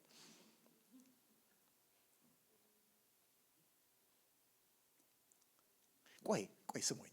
ለምንድን ነው መጨነቅ የሌለብን? እኔ ቃሉን ነው የምተረጉምላችሁ። ለነፍሳችሁ ስለምትበሉትና ስለምትጠጡት፣ ይሲ ለሰውነታችሁ ስለምትለብሱት አለ አይደል እንዴ? ኦኬ። ከዛ ምን አለ? ሎጂኩን ተመልከቱ። ነፍስ ከመብል አይበልጥም? ሰውነት እስከ ልብስ አይበልጥም? ምን ማለቱ ነው? ለምንድን ነው መብል ያስፈልገሽ? ምን ስላለሽ ነው? ነፍስ ስላለሽ አይደል እንዴ? ኦኬ። ማን የሰጠሽ? እግዚአብሔር። ኦኬ። የትኛው ነው ውድ ከነፍስና ከመብል? አይገናኝም አለ እንዴ? መብል እኮ ሬስቶራንት ሄደሽ ትበያለሽ። ነፍስ የሚሸጥበት ቦታ አለ? የለም። ኦኬ። ለምንድን ነው ልብስ የፈለግሽው? ሰውነት ስላለሽ። ኦኬ። ማን ነው ሰውነት የሰጠሽ? እግዚአብሔር። ሰውነት ስፔር ፓርት ሱቅ ይገኛል? አይገኝም አለ እንዴ? ልብስ ግን ሮስ ድሬስ ፎር ሌስ በቀላሉ አለ እንዴ? ደግሞ ለአሜሪካ ልብስ። ኦኬ። የሚበልጠውን ሰጥቷችኋል ነው ነገሩ፣ ሎጂኩ። የሌላው ያስፈለገው ለዛ ለተሰጣችሁ ነገር ነው። ያ ባይኖርሽ ኖሮ ይሄ ያስፈልግሽም ነው። የሚበልጠውን ሰጥቶሻል። ነፍስን ያህል ነገር ሰጥቶሻል። እንዴት ነው ለምግብ የምትጨነቂ? ሰውነትን የሚያህል ይሄንን አሜዚንግ ማሽን፣ ይሄን አሜዚንግ ኮምፒውተር አይደል እንዴ ሰጥቷል አይደል እንዴ? እና ለሱ የሚሆን መሸፈኛ ይጠፋል?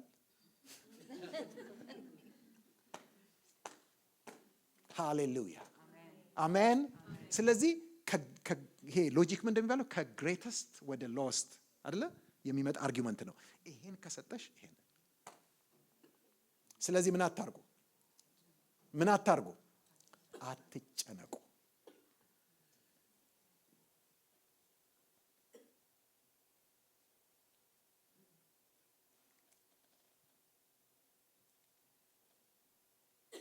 እስቲ ይሄን እናንብበው። አውጡት።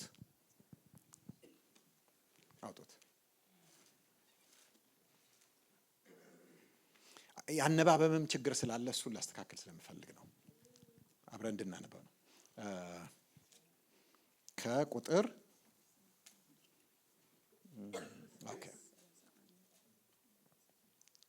ኦኬ። ከዛ በፊት እየተጨነቅን ካስቸገረን ለኑሮ ነገር ለገንዘብ፣ ለወጪ፣ ለምናምን የተጨነቅን ካስቸገረን ጌታ ምንድነው የሚያደርገን? ስኮላርሺፕ ይልከናል። ወዴት ካላችሁኝ በርድስ ኮሌጅ አይቪ ሊግ ነው። ያ ፍላወርስ ኮሌጅ ይልከናል አይደለ? ምን ያለ በርድስ ኮሌጅ ማለት ምንድነው? ቆይ የምትጨነቁ ከሆነ ከማ ተማሩ። ሄዱና ከወፎች ተማሩ። አይዘሩም፣ አያጭዱም፣ በጎተራም አያከማቹም። ነገር ግን የሰማይ አባታችሁ ይመግባችኋል። እሺ ልጠይቃችሁ፣ ከልጅነት ወፍ ስናይ አይደል ያደግነው? አይደል እንዴ? አይደለም እዚህ አሜሪካኑን ተይው፣ ኢትዮጵያ ወፍ ስናይ አይደል ያደግነው? እኔ አንድም ቀን በዘመኔ ከሴት ወፍ አይቼ አላውቅም። ሁሉም ድርቡጭ ያሉ ናቸው። አባትሽ ነው የሚመግበው። ሃሌሉያ። የሜዳ አበቦች ምን አድርጉ ተመልከቱ። አይዘሩም፣ ምንድነው አይፈትሉም፣ ምን አይሉም። ነገር ግን ሰለሞን እንኳ በክብሩ ከነሱ እንዳንዱ አልለበሰም። ሃሌሉያ። ምንድነው እያለን ያለው? የሚያስፈልጋችሁ ዋና ነገር ይሄ ነው አይደለ? እሱንም እንኳ አባትሽ ነው ያስብልሽ። ስራሽ አይደለም፣ ቢዝነስሽ አይደለም፣ ቦነስሽ አይደለም፣ ገቢሽ ምንሽ አይደለም፣ አባትሽ ነው። ይሄን ካለ በኋላ ግን ኢንትረስቲንግ ነገር ይናገራል። ከቁጥር 31 እንግዲህ ምን እንበላለን፣ ምንስ እንጠጣለን፣ ምንስ እንለብሳለን ብላችሁ አትጨነቁ። ይህንስ ሁሉ ከኔ ጋር ናቸው። የቱን ሁሉ? ምንድነው ይህንስ ሁሉ? ምን በላውን፣ ምን ጠጣውን፣ ምን ለብሰውን አለ እንዴ? ይህንስ ሁሉ አሕዛብ ይፈልጋሉ። ይህ ሁሉ ምንድን ነው? የምንበላው፣ የምንጠጣው፣ የምንለብሰው ይህ ሁሉ እንዲያስፈልጋችሁ የሰማይ አባታችሁ ያውቃልና። ነገር ግን ይህንን አትፈልጉ ነው አይደል ያለው? አትፈልጉ ብሎን፣ ነገር ግን አስቀድማችሁ የእግዚአብሔርን መንግስትና ጽድቁን ምን አርጉ? ሃሌሉያ። አሁን ስሙኝ፣ እኔን ስሙኝ። እኔ እለዋለሁ፣ እናንተ ጨርሱልኝ። ነገር ግን አስቀድማችሁ የእግዚአብሔር መንግስትና ጽድቁን ፈልጉ።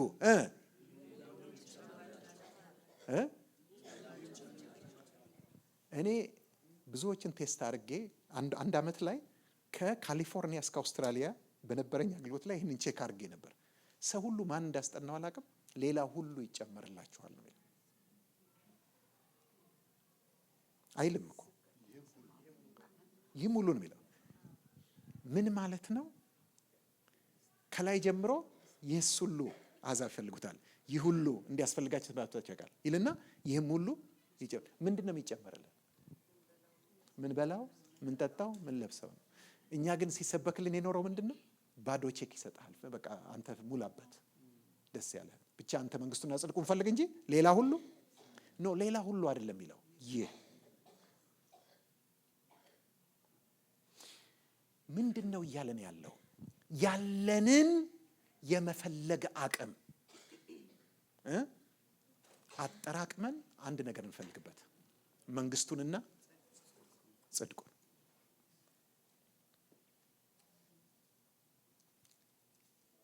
ምን ማለት ነው? መንግስቱን ጽድቁን መፈለግ። ወገኖች ስሙኝ፣ ጽድቁን መፈለግ ማለት የእግዚአብሔርን ትክክል ፈልጉ ማለት ነው። የእግዚአብሔርን ትክክል መፈለግ ማለት ምን ማለት ነው? አንዱ ጠግቦ እየደፋ ሌላው ተርቦ እየተደፋ፣ ይሄ ትክክል ነው ወይ? አይደለም። ስለዚህ እኔ በልቼ የማድር ከሆነ አትሊስት ባጠገብ ያሉ ሰዎች በልተው ማደር አለባቸው። እኔ ለብሼ የሚሞቀኝ ከሆነ ባጠገብ ያሉ ሰዎች ለብሰው ሊሞቃቸው ይገባል። ይሄ ምን ይባላል? ጽድቅ አብስትራክት አይደለም። የሆነ ጽድቅ ሌላ ነገር አይሆንባችሁ። ጽድቅ ማለት ትክክል ማለት ነው። የማ ትክክል? የእግዚአብሔር ትክክል። መንግስቱን ፈልጉ ማለት አስተዳደሩን፣ አገዛዙን ማለት ነው።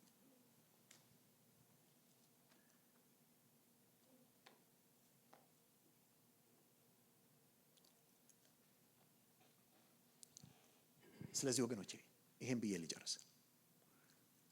የስውር ሀብት ይኖረን። ገንዘብን የምናይበት አመለካከት ይለወጥ።